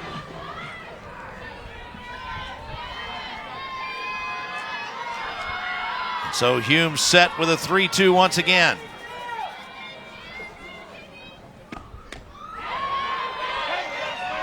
And they check it first, and they said she didn't go. So Wirt now at first, Rollin at second, 2 outs. Now batting number 6, Colby Romaine. And Colby Romaine stands in. A good pitch by Humes down in the zone. It's a little low. Did she break the plane of the plate is what we're looking for. Very close. Romaine takes a first pitch ball. Boy, it looked like Humes was maybe in her best rhythm of the night. And now she's leaking oil to get out of the 5th. That is a shot that's drilled to right center and off the wall. It got past Kowalik on the carom. And looky here, another 2-out, 2-run deal, and Missouri has cut the lead to 8-6. Well, we knew we'd see some offense coming into the game, but how about this? 14 runs. We're not even through top of the 5th. Romaine gets a pitch up in the zone and absolutely crushes this ball. And Kowalik gets a little too close to the wall, gets caught in between. Either go for the catch, play that carom off the wall, and because it caromed too far by the time Rainwater could get over there, that allowed Wirt to score as well. And that ball is hammered to left. Vick got to it quickly as they got it in. And now you see Maddie Moore chug into second. And Rachel Lawson is coming out to try to break the momentum because they are absolutely sitting right now on Autumn Humes. Timely hitting for the Tigers. 2 2-run homers and a 2-out, 2-run double here in the 5th. Well, and this is what Missouri does. This is their strength. One of the top teams in the country in terms of offense. They come in 32nd in the nation in batting average. They score a lot of runs. They do not quit. They don't go away. And Kentucky's been able to score a bunch of runs as well. This has been an offensive showcase, as we mentioned earlier. Tough night to be a pitcher. 6 earned runs given up by Autumn Humes. Very uncharacteristic outing, but I give a lot of credit to the Missouri Tigers offense. Missouri as a team, as Bailey stands in. Romaine at third, Moore at second. And that went in for a called strike. Missouri tonight, runners in scoring position, 3 out of 4. Kentucky, 5 out of 14.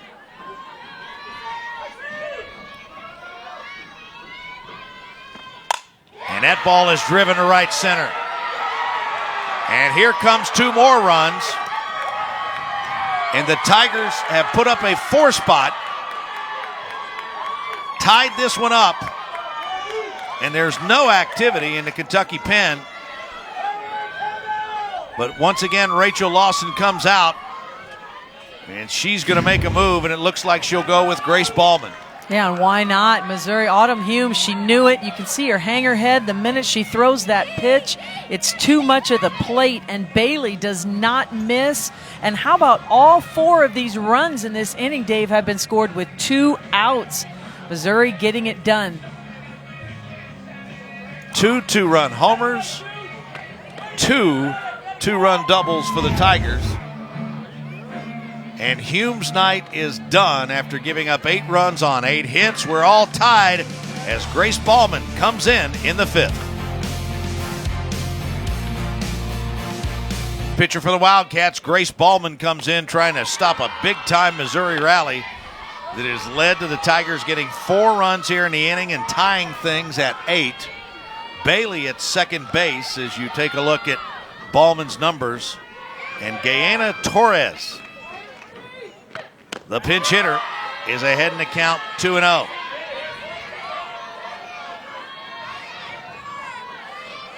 So it'll be Torres, and then scheduled the catcher Callie Martin, and back to the top of the Missouri order.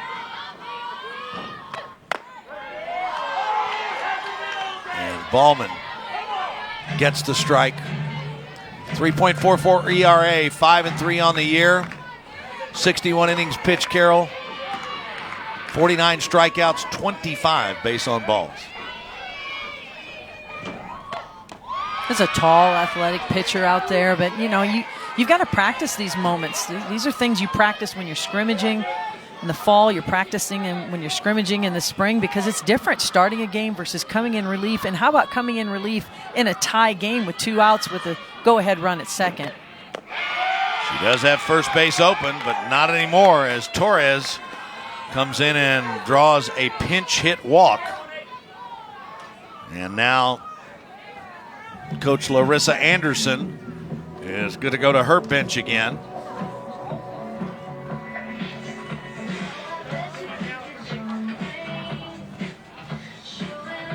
And you know, again, it's a position that's very difficult for a pitcher, but one that Grace Ballman certainly has done throughout her career. But it's challenging. It's a cold night. You've been in there a while. You need warmed up. You got to come in, and last thing you want to do is walk the batter and keep the inning going, but that's exactly what happened, and we're going to see another hitter from Missouri. So it'll be a pinch hitter coming on in place of Callie Martin. And it will be 13, Kara Decker.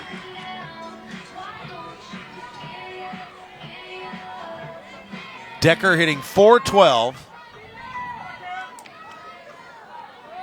No homers, 3 knocked in.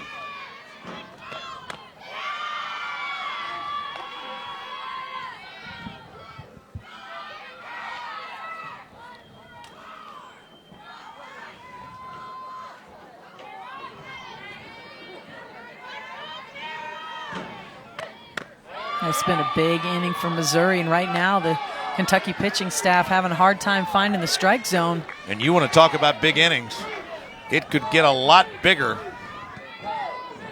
if Ballman somehow lets Decker slip away with Wilmus, the leadoff hitter, on deck, and the 2-1 pitch is in for a called strike.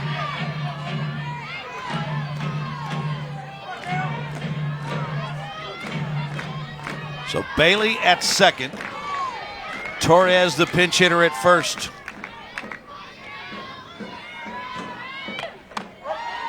Ballman goes back outside and catches the corner to even the count at 2-2.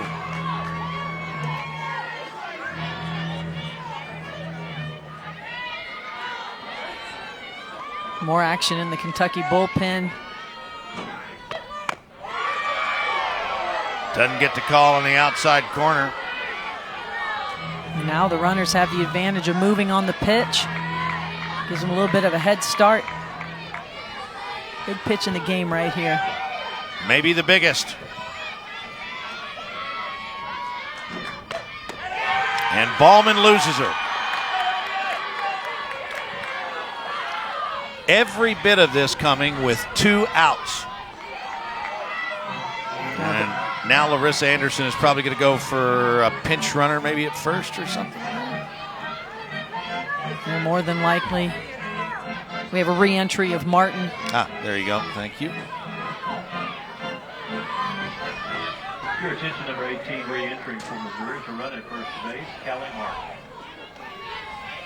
Now batting for the Tigers. Well, this is not what Rachel Lawson drew up when she made the pitching switch here with Ballman. 2 batters, 2 walks, and the 8-9 spots of the lineup. And here we have Brooke Wilmus turning the lineup over. This is the inning that has just continued and continued. They have passed the bat with Missouri.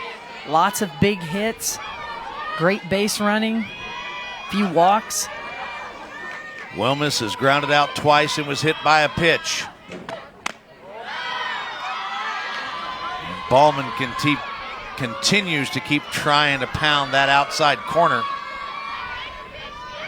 And the count now at 1-1 with the bases full.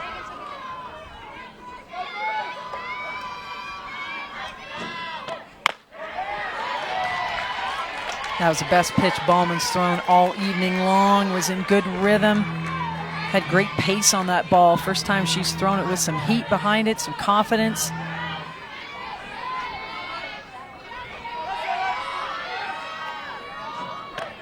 One-two pitch, grounded to second, and Martin gets the out in the middle of the diamond, but not before. The Tigers get 4 runs on 4 hits, no errors. They leave the bases loaded. Missouri with 2 outs gets 4 to tie things up in Lexington. We told you that a week ago, this young Missouri club came back to take 2 of 3 at Georgia.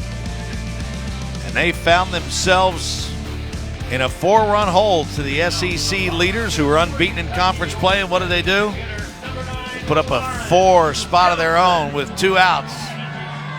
And it's 8-8 as we begin the home half of the 5th inning. Dave Baker and Carol Bruggeman here at John Kropp Stadium in what has been a most entertaining game 1 of this 3-game set.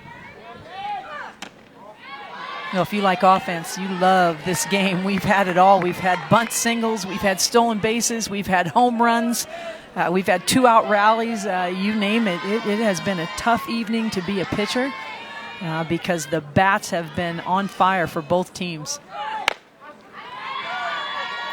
Lauren Johnson, the Kentucky DP. Here you see what she has done tonight, including the 2-run homer in the 2nd. That's a little bloop. And Bailey, second baseman, hauls it in for out number 1. With 1 out for Kentucky. You can feel the momentum shift. Oh, yeah. You can feel the momentum shift. It was all Kentucky last inning. You had really the last 2 innings. They just had it going and a lot of momentum, and now the momentum has shifted completely over to the Missouri side. You can feel it down on the field. Back to the top of the order go the Wildcats to Jenny Shaper, who's 2 for 3, but reach base every time. And as much as that momentum has shifted, Carol, how much different would the perspective be on this game had Wilmus not taken away the 3-run homer from Abby Cheek? Very meaningful for a lot of reasons. You can go back and look at a game and think of 1 or 2 moments that really turned the game. And you know, right now, you're right. That's a huge one. Pulled the ball back, hasn't played a lot of right field, and has really done a nice job the last 2 weeks.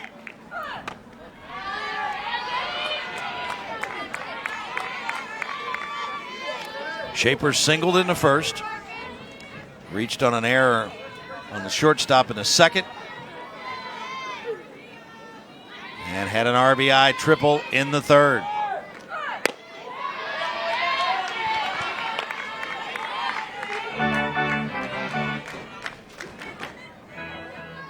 And now Eli Daniel in her 2nd inning of work behind a Shaper, 3-1.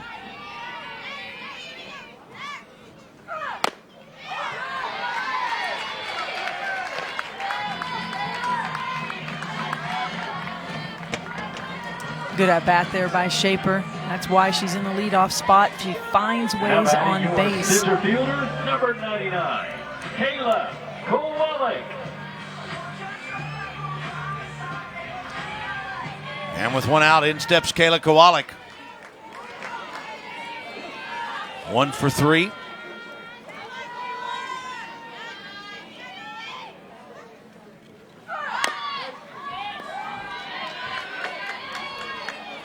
Kowalik can hit the ball here to the right side. She typically does go to the left side. She can bunt slap, power slap, can hit the ball as well. But Missouri's always consistently had Bailey, the second baseman, cover second on the steal. There's a big hole on that right side. Kowalik can get the ball over there. And I'm telling you, I like me some Hattie Moore, because she is able to do some big-time things back there with that mid. She is an outstanding receiver. Almost a defensive specialist at that position. That ball to the third baseman worked. And they say that Bailey stayed on the bag to get Shaper. 2 out, and in steps Abby Cheek. Nice play by Bailey to hold on to that ball. Remember, Wirt has a rocket over there and a cannon, and she used every bit of it, threw it at her toes, and somehow Kendall Bailey found a way to hang on to that ball. But now Abby Cheek can make a difference in this game with one swing, as we know all too well.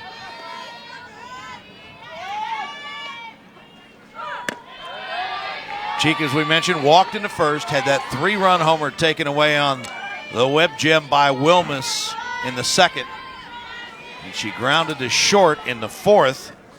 Kowalik at first, 7 of 8 in the steal department. And Cheek with a smash that just about took Bailey's head off. Kowalik comes chugging into third. Christine Himes holds her up.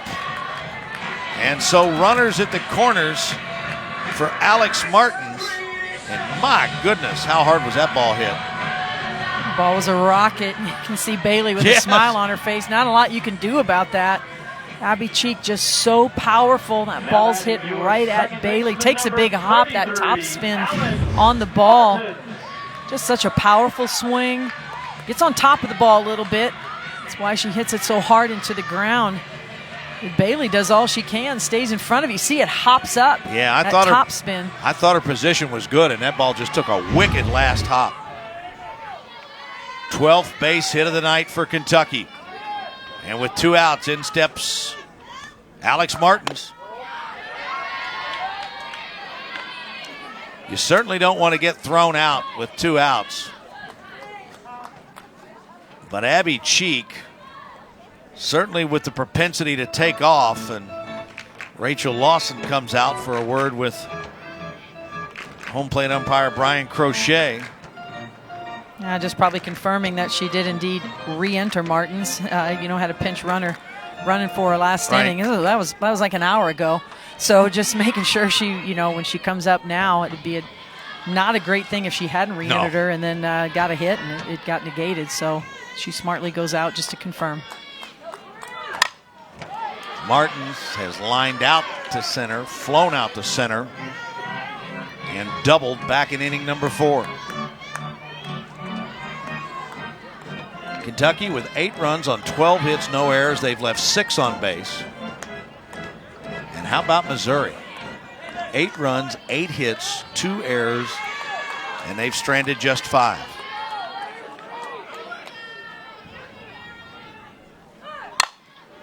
Martins with a little squibber down to first. And that's the inning. No runs, a hit, couple of left on base. For Kentucky in the We hit the top of inning number 6. All tied in Lexington.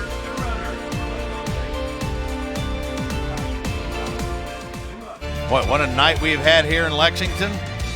We still got a ways to go, it looks like. Dave Baker, Carol Bruggeman back here with you. Grace Ballman set for her first full inning of work. Leading off top the 6th inning for Missouri. As Kentucky and Missouri are all tied at 8. And it'll be 2, 3, and 4, the heart of the Missouri order and the part of the order that has done the most damage tonight. Facing Ballman here in the 6th.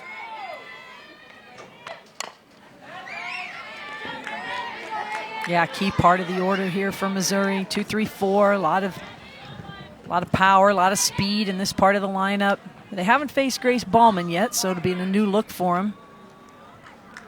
Nash with a couple of base hits sandwiched around a ground out to Abby Cheek in the 3rd.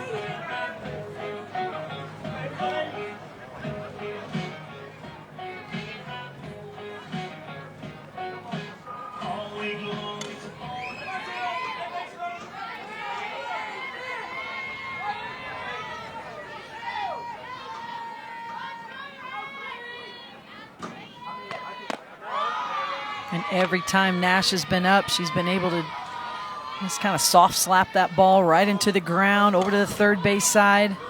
First time Cheek was playing too deep, it was a base hit. Cheek made the adjustment, got her out. What's Nash do? She made an adjustment, chopped it in the ground, went right over her head. It shows that if you have good barrel control, good speed, just a tough out every time. There's nothing fancy Nash is going to do. Everybody knows what she's going to do, but you still have to defend it. That one Cheek cuts across the diamond again. And it's kind of like become the old one-on-one battle between Nash and Cheek.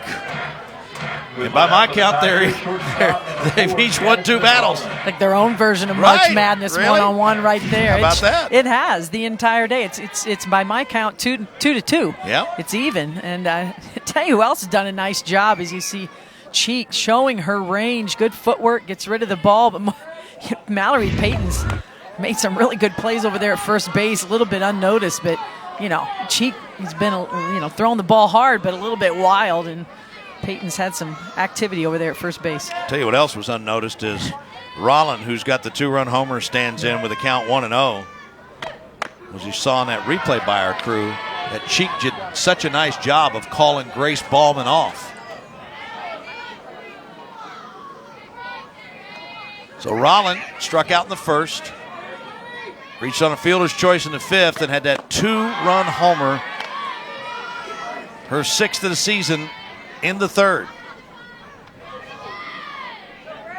Dynamite in a bottle. She's just so explosive, can run, can button slap if she wants to, but she's usually swinging away, and you saw why a few innings ago with that home run power.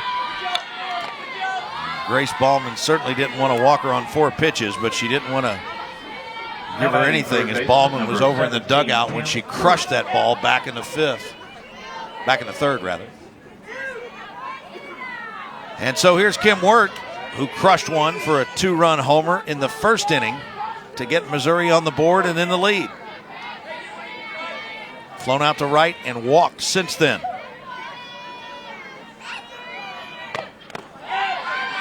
Ball in the dirt, Shaper back to 1st, and they've got Rolland hung up. Can they convert it? Payton with the tag. And boy, that was a tough out right there. And Payton, Rolland hustling back in there, and that was a very difficult ball for Payton to hang on to and get the tag. Yeah, it took a bit of a shot. Rolland gets hung up. Nice play by Shaper. Good run down here, but Payton takes a shot. I'd like to see her get down a little bit lower there. Jasmine Rollins just trying to go back in hard to the base. And it's really the foot. You can see Rollins' foot cleats inadvertently right into Mallory Payton's shin. And then Payton got that right knee kind of tucked back up underneath her a little bit. But didn't have time to get that offhand in to secure the ball. But she gets the out. And it's a big one. Gosh, Payton gets in good position, but unfortunately it just, it happens. Sometimes you see she's still trying to walk it off. That was a hard slide, went right into her leg.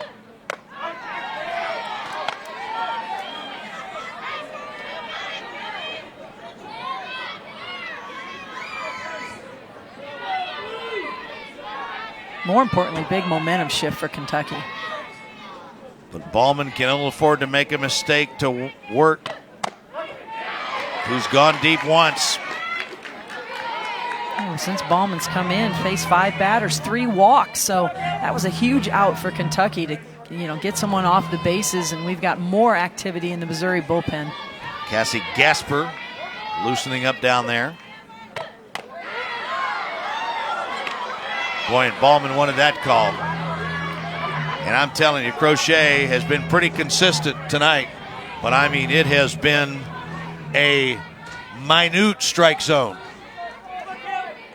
And there you see Megan Shorman up and throwing in the Kentucky pen. Grounder to short. Reed has it. No runs, no hits, no errors. Kentucky looking to break an 8-8 tie as we go to the home half of the 6th.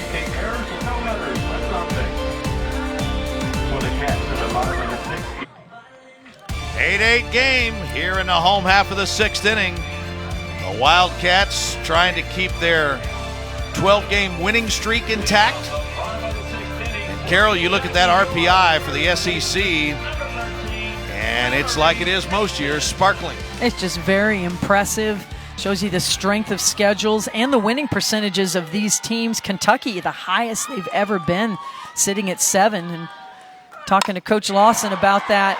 That ball is hit a ton. Will it stay fair? It is foul. And that's the longest ball I've seen hit fair or foul here in a long time. I remember Abby Cheek putting one over the scoreboard last year when we were here. But that was hit a ton. Now jumping on the first pitch. Just right on time, staying on plane. That was almost over the foul pole. Wow. So let's see how Daniel comes back. As the count's even at 1-1. Peyton caught looking in the first. Singled to right in the third. Flew out to right in the fourth. And that hit her. Man, she's had a tough few minutes here, right? Okay, she had that knee tucked underneath her on a tough play at first and then gets plunked. And I don't see a move from the Kentucky dugout yet. I was wondering if Rachel Lawson might go with a pinch runner. Well, she's already been run for, so she'd have to come out of the game. That's an excellent point, and that's why you are the coach up here and I'm not. Thank you. That's why she has to stay in the game, but she evened out the bruises. Got a bruise on the right leg on defense and now gets plunked on the left leg, and Peyton's going to have to tough it out. Katie Reed, who's been on base every time, takes a first pitch strike. Reached on an error in the second. Base hit in the third, RBI base hit in the fourth. That's just one of many reasons we're delighted to have you up here to keep me in check. But you're absolutely right. Had she not been run for, that would have been a very good decision. She's had 2 lower leg injuries here in the last probably 5 minutes. And hanging in there tough, as always. Because we have not yet seen the fleet of foot to Kaya Gar-Carter, who is a running specialist for the Wildcats. Reed got that bunt down again. Going to be a close play at first. And they get her. But she successfully sacrifices Peyton over to second.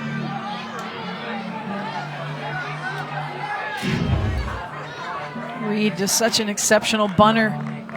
It's this down, but you talked about it all night. Hattie Moore is truly a defensive specialist behind the plate.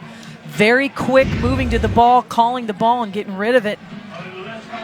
Katie Reed heads down that line quickly. That was a nice play by Moore. We're going to see another pitching change from Missouri. Absolutely. Larissa Anderson going to her bench again as Kentucky has 7, 8, and 9. Rainwater, Vick, and Johnson scheduled to hit.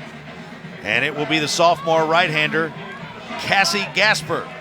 We'll take a break, come back, and set the table for her as Kentucky looks to break an 8-8 tie.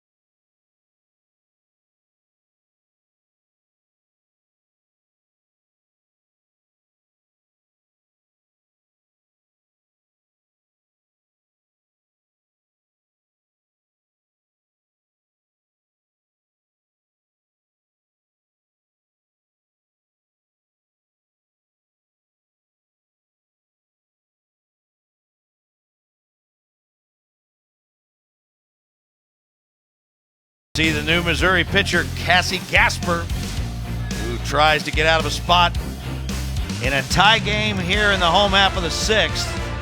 One out, Mallory Payton on second. Carol Gasper, 305. She's 4-3 on the year in 13 appearances. 39 innings pitched, 40 hits, 17 earned runs, 22 strikeouts against 20 walks. Now throws a lot like Maddie Norman. Keeps the ball down in the zone. Throws an exceptional off-speed pitch. And Coach Anderson, when she talks about Gasper, she says Gasper rises to the occasion. When we need someone to come in and get it done, she's done it this season. No surprise why she went to her here in the bottom of the 6th with the go-ahead run at second base. Sarah Rainwater with a couple of hits on the night. RBI single in the second, RBI double in the 4th. And with Peyton out there on second, she's now ahead in the count 2-0. And there you see that off-speed pitch by Gasper. As a matter of fact, Coach Anderson said, I can almost call backwards for her if that changeup's on. And what that means is call more changeups than faster pitches because it's just so effective.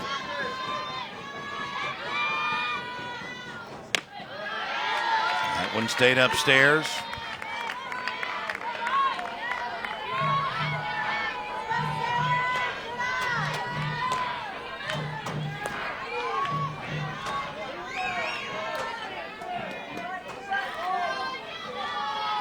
Here's yet another big pitch. Boy, how about that off-speed pitch? That thing had a lot taken off of it. Got a lot taken off. It's got a lot of spin on the ball. That one got away from her a little bit. It was a little high in the zone, but it can be very effective because her motion is so good. She comes at you hard, threw something up in the zone last time, and that one just, you can see her body gets a little small, her arm gets a little long, and it gets away from her. But the speed of the ball is it's such a good speed. It's that true off speed. And so in steps Bailey Vick, looking for her first hit of the night, and it would be a big one.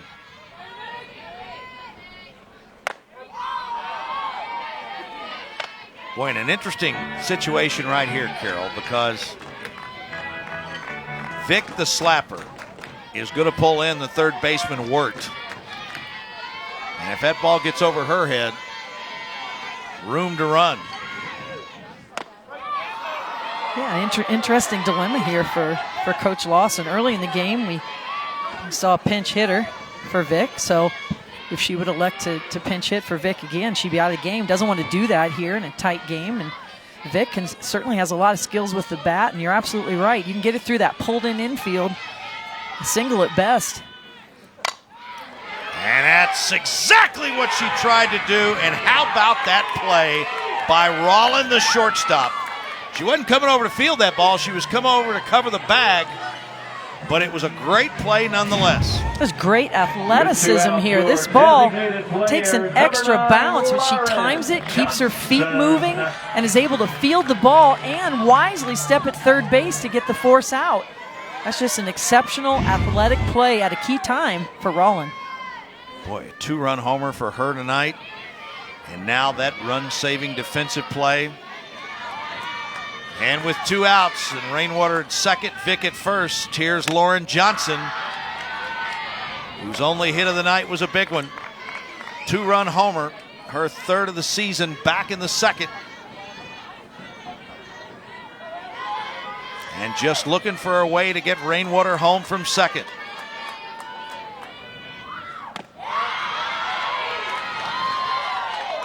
Romaine, Moore, and Bailey, 5, 6, and 7. Due up in the top of the 7th for Missouri. Those three, a combined 3 for 7 with 4 runs knocked in.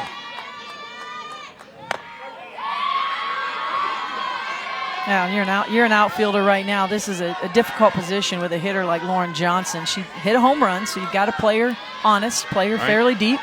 At the same time, you've got the go-ahead run at second base, so you've got to play it in a position where there's a base hit. You can throw Rainwater out at the plate.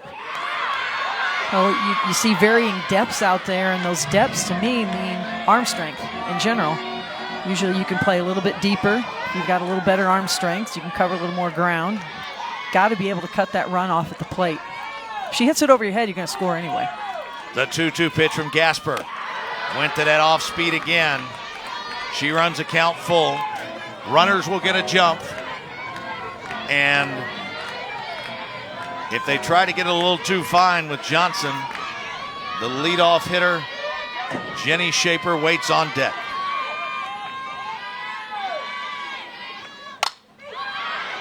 Fly ball lifted toward the Kentucky dugout and over near the fence. Work was there, and I think she had room, but she couldn't haul it in. We're blocked a little bit by the end of the dugout, but once again, that wind, it looked like it was going to be out, and the wind blew it back in where she had a chance.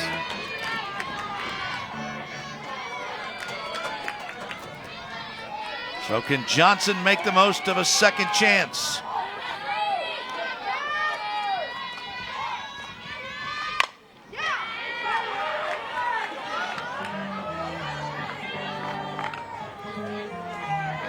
Good battle here going between Gasper, Johnson, not giving in, fighting off pitch after pitch, and Gasper really pounding that zone. I look for her to come back with this off speed at some point. Do you think so? Haven't seen it in a couple pitches, and typically you see it every other pitch or so. You got to be perfect with it, though. And she stays with the hard stuff. A drop ball there. And this will be the 9th pitch of the at-bat.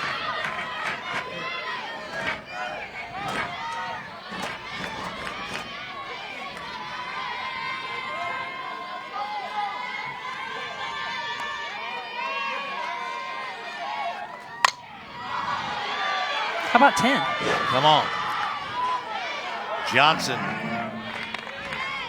just keeps battling him off.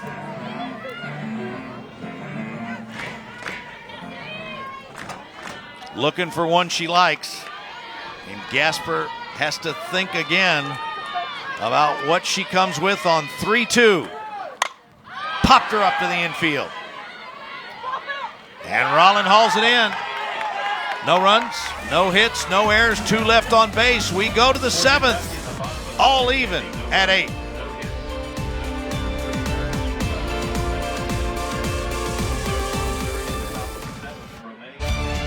So it's 8-8. Missouri and 14th ranked Kentucky as we head to the top of the 7th.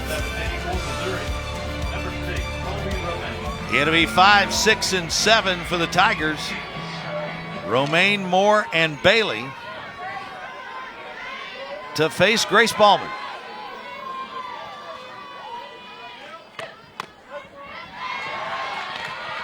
I think everybody here's got the price of admission. I don't know what they paid to get in, but they got their money's worth. I mean, yes, they did. It's been an exciting game. Lots of pitching action, a ton of hitting action, some home runs.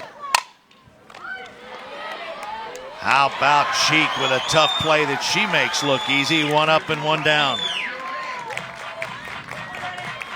Been so solid over there at third base. Has had a lot of action there at third base tonight. Had to play at varying depths. This time shows you her backhand skills. It all starts with her feet. Takes great step, drives hard toward the foul line. Quick hands. She just has it all over there at the hot corner.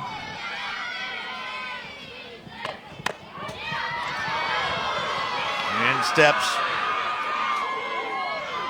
the Missouri catcher, Hattie Moore.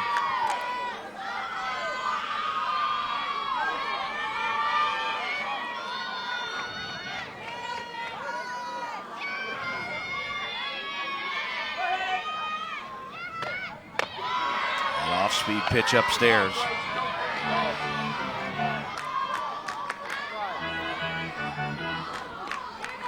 Moore struck out in the first, lined out to center in the 4th, and singled in the 5th.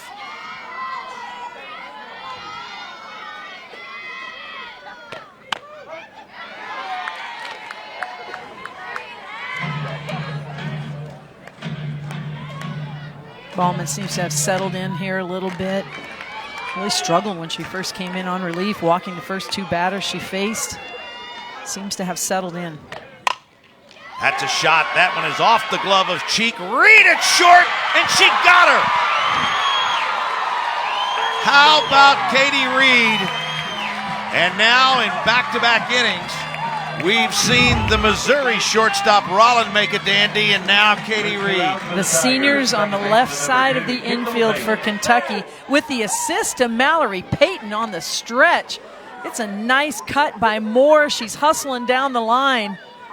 It is a very close play over there at first base, but you got to give credit to Katie Reed for not giving up on that play and getting rid of the ball.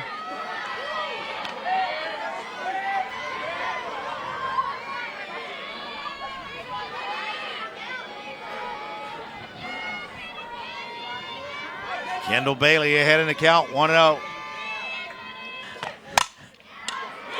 And that's a shot, and that is one of the rare 1, 2, 3 innings of the night. Maybe the first. The Wildcats looking to win it in the home half of the seventh.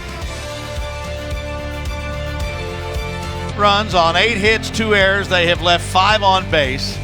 Kentucky with 8 runs on 12 hits, no errors, and they have left 10 on base. And we come to the bottom of the 7th inning with Kentucky hoping to walk it off, extend their win streak to 13 games, stay unbeaten at home and in the SEC, and Jenny Shaper in the top of the order lead it off for the Wildcats.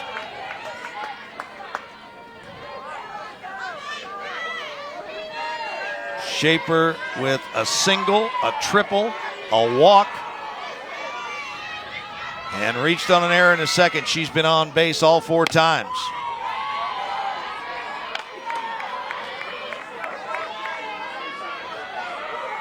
Oh, this is how Kentucky would draw it up if they could.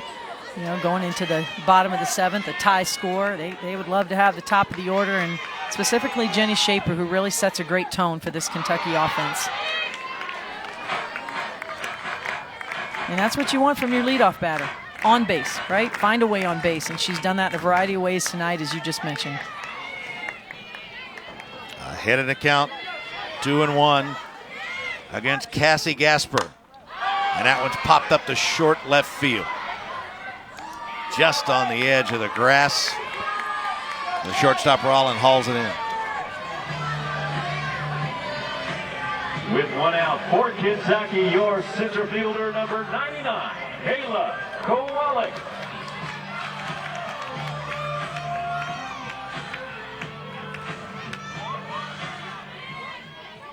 Kayla Kowalik, 1 for 4.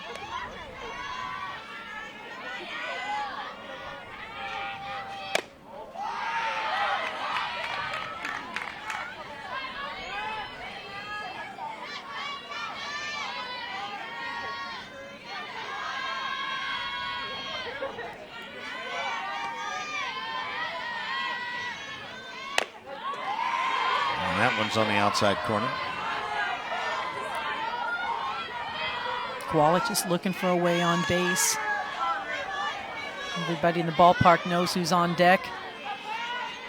Top RBI. Abby Cheek, and has had really a tremendous night, just hitting the ball hard every time she's been up. Kowalik can get on base. Kentucky has an opportunity to walk it off.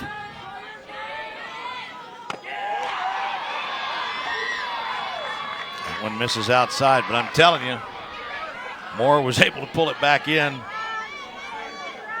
and give Brian Crochet a nice look at it.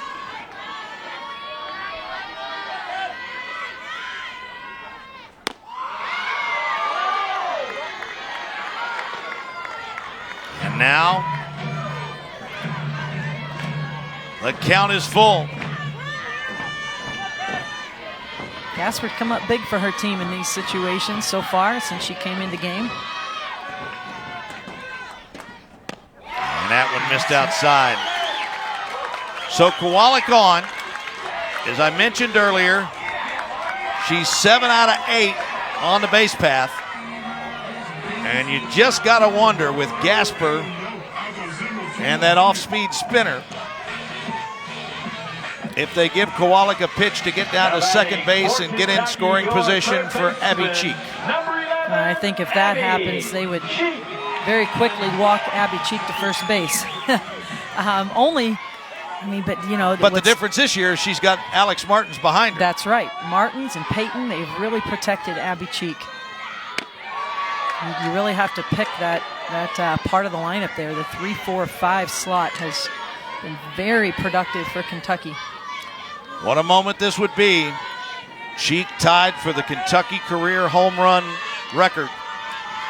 She could break it in walk-off fashion.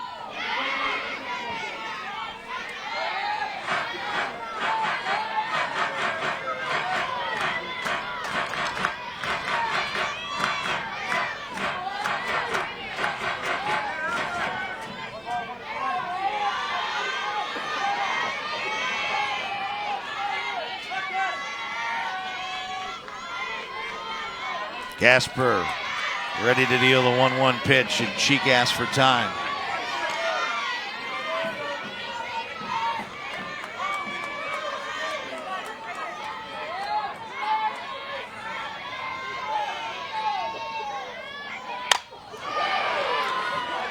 Got one she liked and wasn't able to get the barrel around.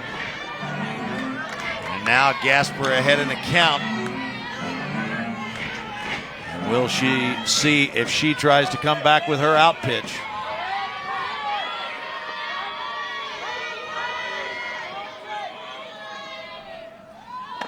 Yes, she did. Pretty clutch pitch by that young lady. Coach Anderson said Gasper is clutch. She has come up big for us. And how about this off-speed pitch? Completely fools Abby Cheek, who had been timing her up. You see her way out on her front foot. No chance. A huge strikeout for Gasper. So the one thing you can't do if you're Gasper is you can't exhale yet. As Martins takes the first pitch downstairs. She squared it up pretty consistently tonight, lined out to center, flew out to center, doubled in the fourth, and grounded out to first last time up.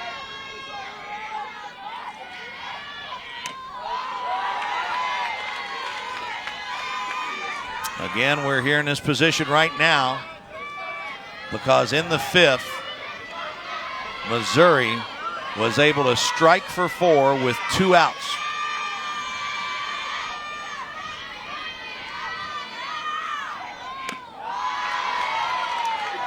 And now Gasper has fallen behind 3-0. Yeah, easy to do. You have the big strikeout of Cheek. It was a huge pitch, huge moment. And you see a little bit of a mental relax there from Gasper, and that just cannot happen. Mallory Payton on deck as that is a called strike. Ball dropped. Boy, we talk so much about Moore. I thought that ball was off the plate, but it was a late call by Crochet. And I don't know whether Moore dropped the ball or what happened, but alertly, Kowalik goes to second and gets into scoring position.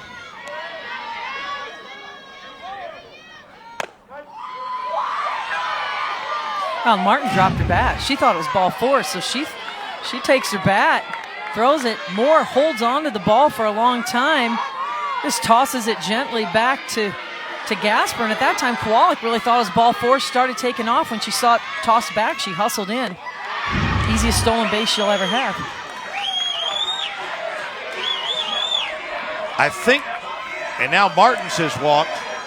And I think what happened was the call was so late that Moore thought it was ball 4 as well. And then by the time that Kowalik took off, Martins was just getting her bat back, and she wasn't able to make a throw. So with 2 outs, Kowalik at second, Martins at first, and Mallory Payton trying to walk it off here in Lexington.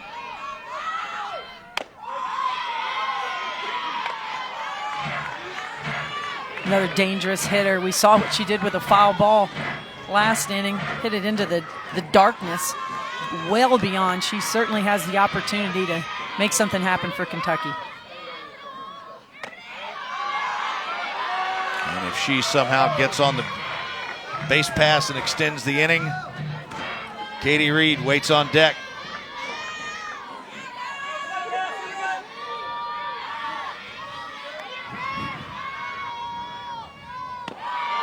In the outfield, you look out in the outfield, you see Mallory Payton's up to bat. Why is the outfield playing so shallow? Well, they know there's no stop sign right now with Kayla Kowalik. So any ball that gets through the infield has got to go home. If she hits it to the fence, you know, the game's over anyway. So they're playing their percentages here, and the ball's hit in the air, and you just go back hard and try to make the catch. And the way that wind's blowing, they are playing so shallow that a normally catchable fly ball might turn into a game winner. 2-2 pitch from Gasper. And that one off the plate. Full count. Runners will get a start. 8-8 here in the home half of the eighth. Good pitch from Gasper here. Just slightly outside.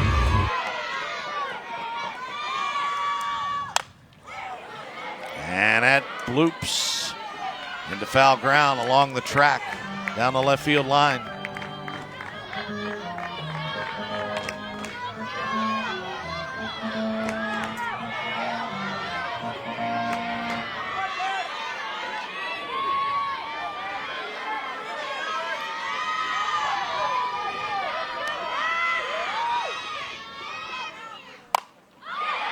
That ball can find some ground, and that's touched by the third baseman. Stays in the infield. Wirt tried to make the play, and when she dove, the ball came up and hit her, and because of that, stayed in bounds. But are they saying it's a foul ball?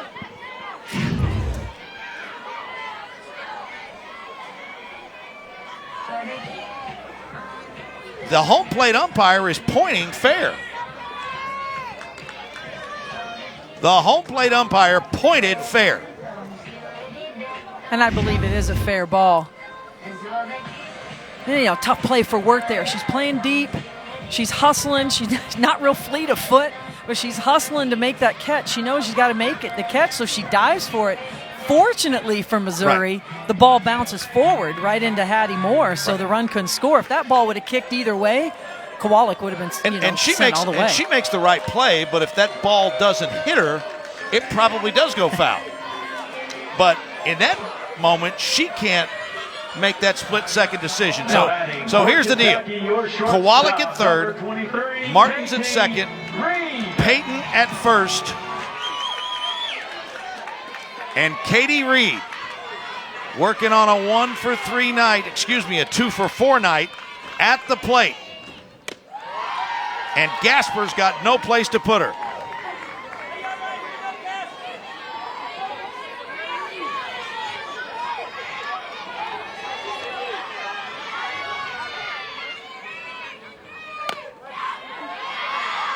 That ball catches the outside corner to even the count at 1-1.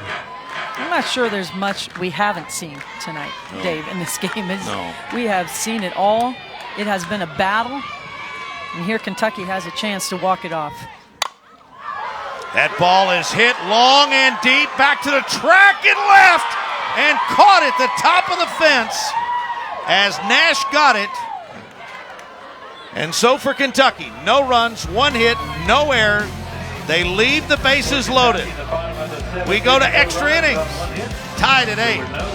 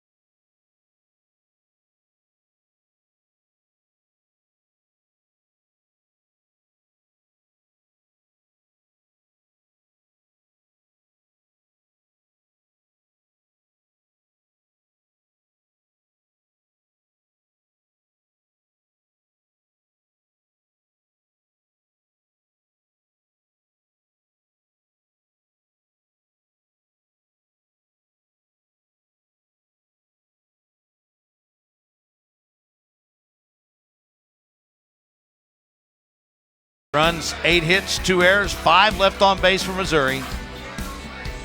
Carroll, 8 runs, 13 hits, no errors, and the Cats have stranded 13 runners. And we go to the 8th inning, tied at 8. Leading off the top of the 8th inning for the Tigers, first baseman number 12, Gianna Torres. 8-9 in the top of the order for Missouri. As Torres, who entered the game as a pitch hitter and walked back in the 5th, takes ball 1.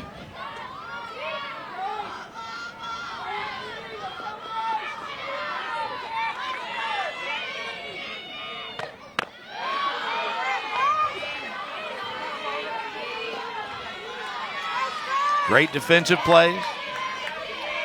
Timely hitting by Missouri. Couple of 2-run homers. Matter of fact, all 8 of Missouri's runs have come on 4 hits. 2 2-run homers, 2 2-run base knocks. And Kentucky, with those runners left on, Abby Cheek had a 3-run homer taken away at the fence and right. Katie Reed had a walk-off grand slam taken away at the top of the fence and left. And Torres draws a leadoff walk. We've seen a lot of those from both pitching staffs this evening. Very high pitch counts, a lot of walks, a lot of base runners. And the score is 8-8, but you know, with all those base runners you just mentioned left on base, it gets to even be higher. There's been a lot of activity on the offensive side of the ball tonight.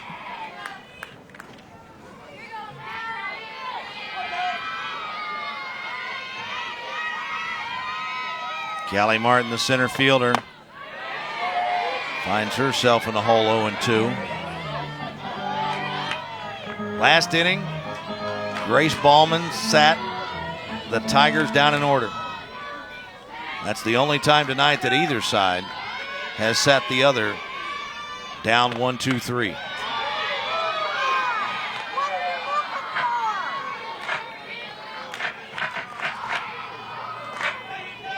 Kentucky pitchers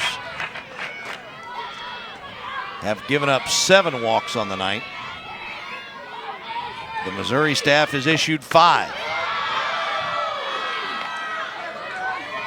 Each team has 5 extra base hits.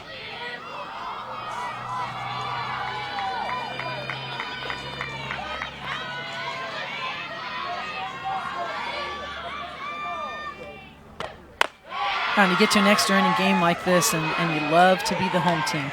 Well, Missouri, ever since they got 4 in the top of the 5th, the momentum has shifted to their side. You can almost feel Kentucky pressing a little bit, but you love to be the home team in this situation because you know what you're up against. But Missouri has stayed hungry this entire game. They have battled and battled.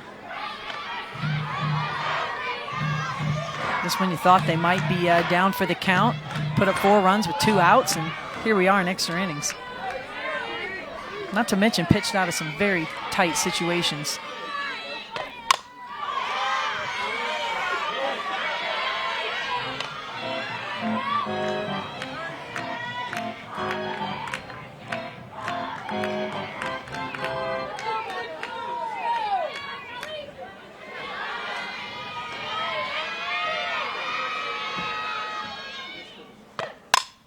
That ball driven to the gap in right center, and it's going to find the wall.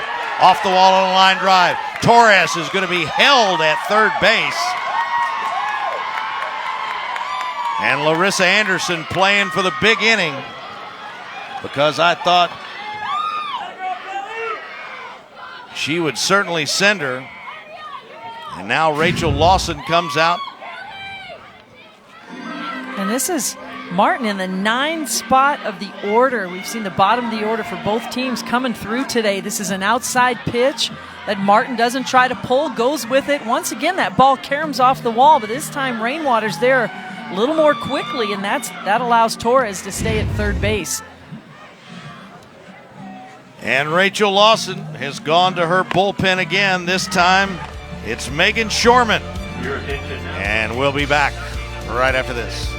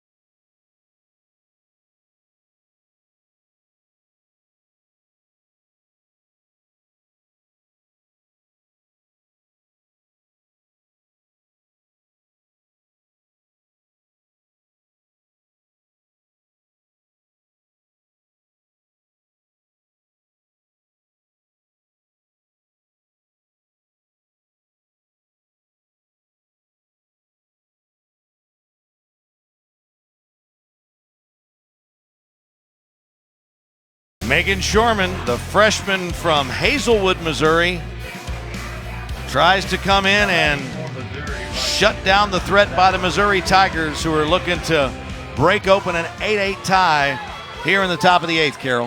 Wow, and you're going to see a very different pitcher in Shorman. She's going to throw the ball extremely hard, heats it up to 68 miles an hour. She is in there to try to disrupt the timing of these Missouri hitters. Shorman with a 1.75 ERA.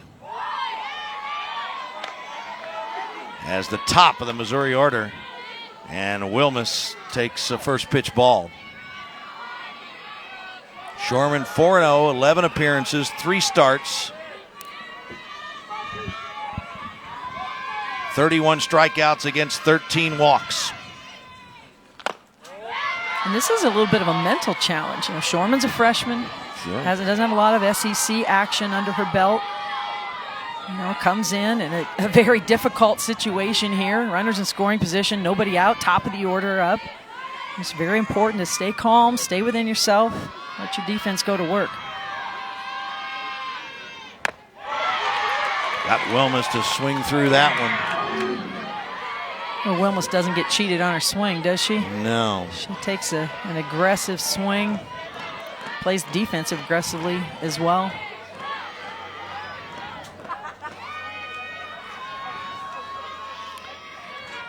Two on pitch. That's a little squibber outside the bag at third. Probably some of these young ladies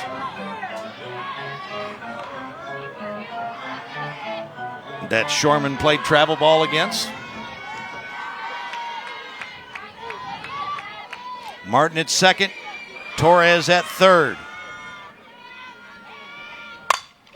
And that ball is hit hard to left. It's over the head of Bailey Vick.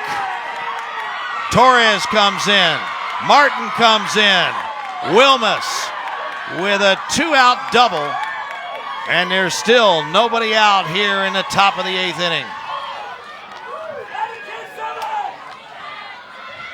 Well, how about Missouri? Wilmus finally is on time. She stays on plane. This pitch is up in the zone.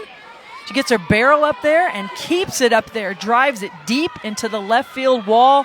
Excellent base running out there by Martin.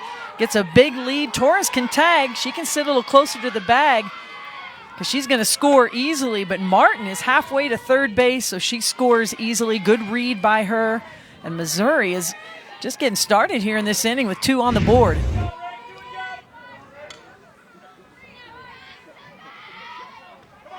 Oh, 1 count to Reagan Nash.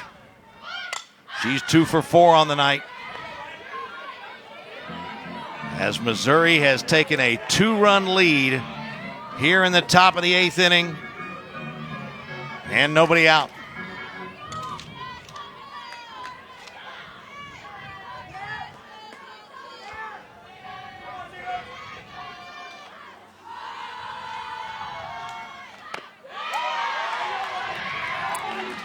Got her swinging on 3 pitches for the first out of the inning.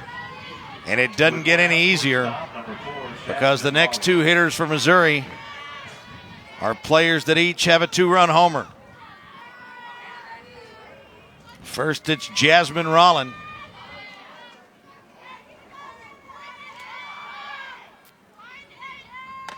Now Kentucky finds themselves in unfamiliar territory tonight. They've only given up 10 runs one other time this year. Wow. To UCLA. And that's the number one team in the country. And here they are now. This makes number 2. And Missouri may not be done yet, but this is very unfamiliar territory to Kentucky. And that is against one of the toughest schedules in the country. And to speak to your point, Carol, they lost to UCLA in run rule fashion, 12-4 on February 23rd. And it was after that that Kentucky began its 12-game win streak. So they haven't lost in over a month. I think that's what's so impressive about both of these teams coming in. They both have played one of the top 10 toughest schedules in the country. So they're battle tested. They don't quit. They fight. They know what it takes.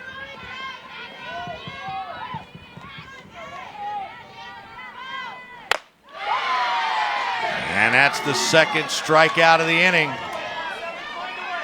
Now what a pitch by Shorman. Key time against one of Missouri's best hitters. Really climbs the ladder with that rise ball. One of her go-to pitches. Shows that rise ball, curve ball combination. Seems to be warming up out there a little bit. Has some good pace on the ball, good movement on the ball. And here's the third baseman, Wirt, who led off things for Missouri in the first.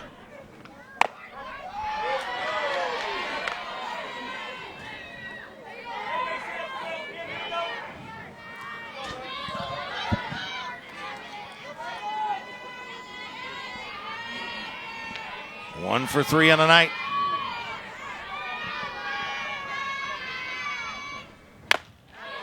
That one is a swing. Yes, it is.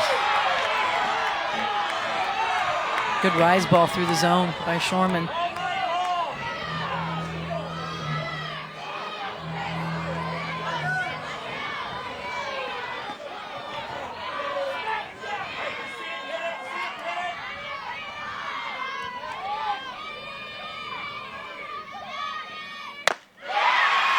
And so, 3 straight strikeouts, but not before. The Tigers get 2 runs on 2 hits. They leave 1 on base. The Wildcats need 2 in the home half of the 8th. Comes up with a couple in the top of the 8th inning. And the Wildcats find themselves in a hole as they trail it 10-8. 7, 8, 9 for Kentucky here in the 8th. Rainwater, Vick, and Johnson.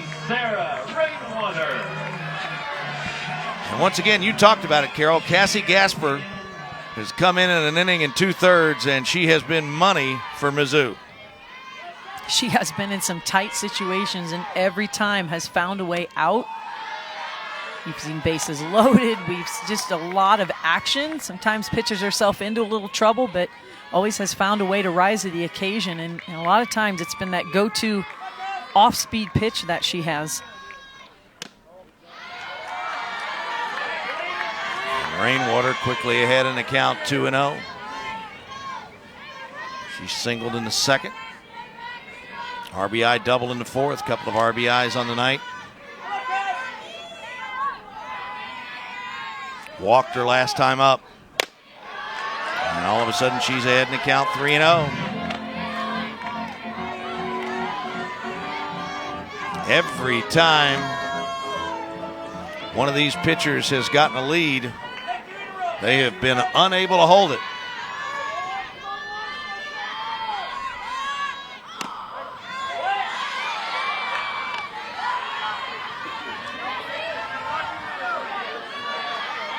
Now it starts to be a battle of wills at this point as well. I mean, this game just passed the 3-hour mark, and that's also very uncommon. And we see Gasper, pitch herself into the 3-0 count. What's she do? Comes right back 3-2. She has been very, very tough mentally out there, and Every pitch is an important pitch, but this becomes one of the most important pitches of the game.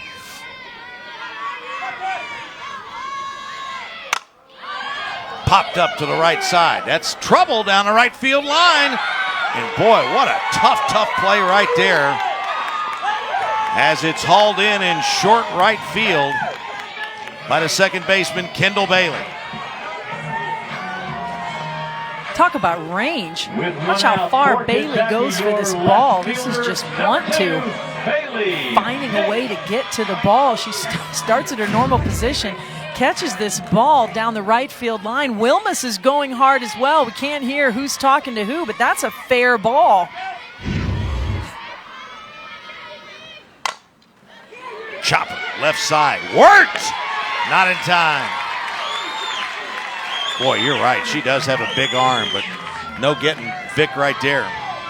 Yeah, ball's in the air too long. When the ball hits the ground and is in the air, all that does is allow Bailey Vick to run. You see how long it's in the air, and Wirt feels it, keeps her feet moving, and fires it over there, but too much speed from Bailey Vick.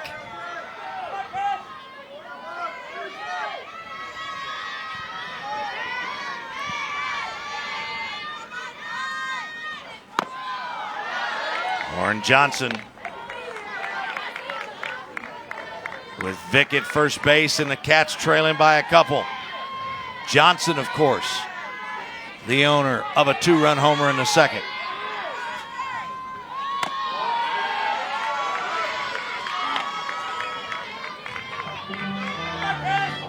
Yeah, the next hitters in the lineup outside of Kowalik.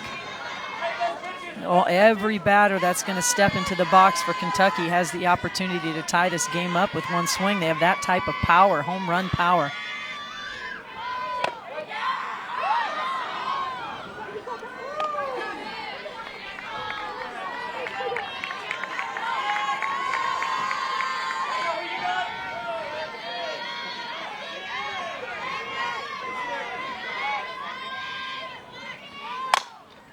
Chopper, second base, going to be a tough play at first. They flip over and get the out. Vick gets back into second. And the Wildcats are down to their final out. How about Kendall Bailey in this inning? Goes to deep right field down the line, makes the first catch of the inning, and then has to hustle on a mishit ball by Johnson. Johnson has good speed. Bailey quickly gets to that ball, picks it up off the ground and scoops it over to first base. A huge out.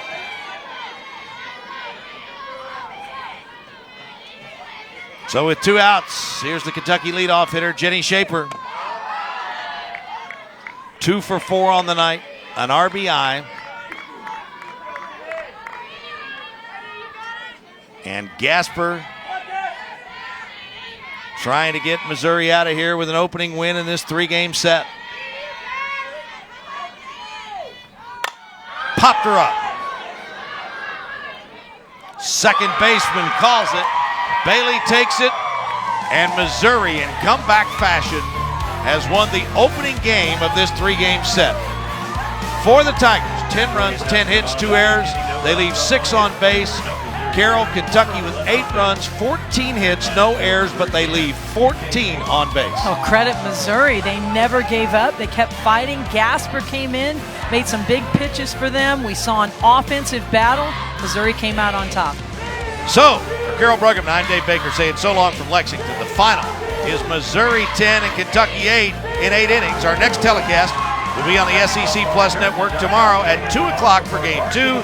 To watch this entire game on replay as well as other games on our family of ESPN networks, log on to WatchESPN.com or download the Watch ESPN app. This has been a presentation of the SEC ESPN Network.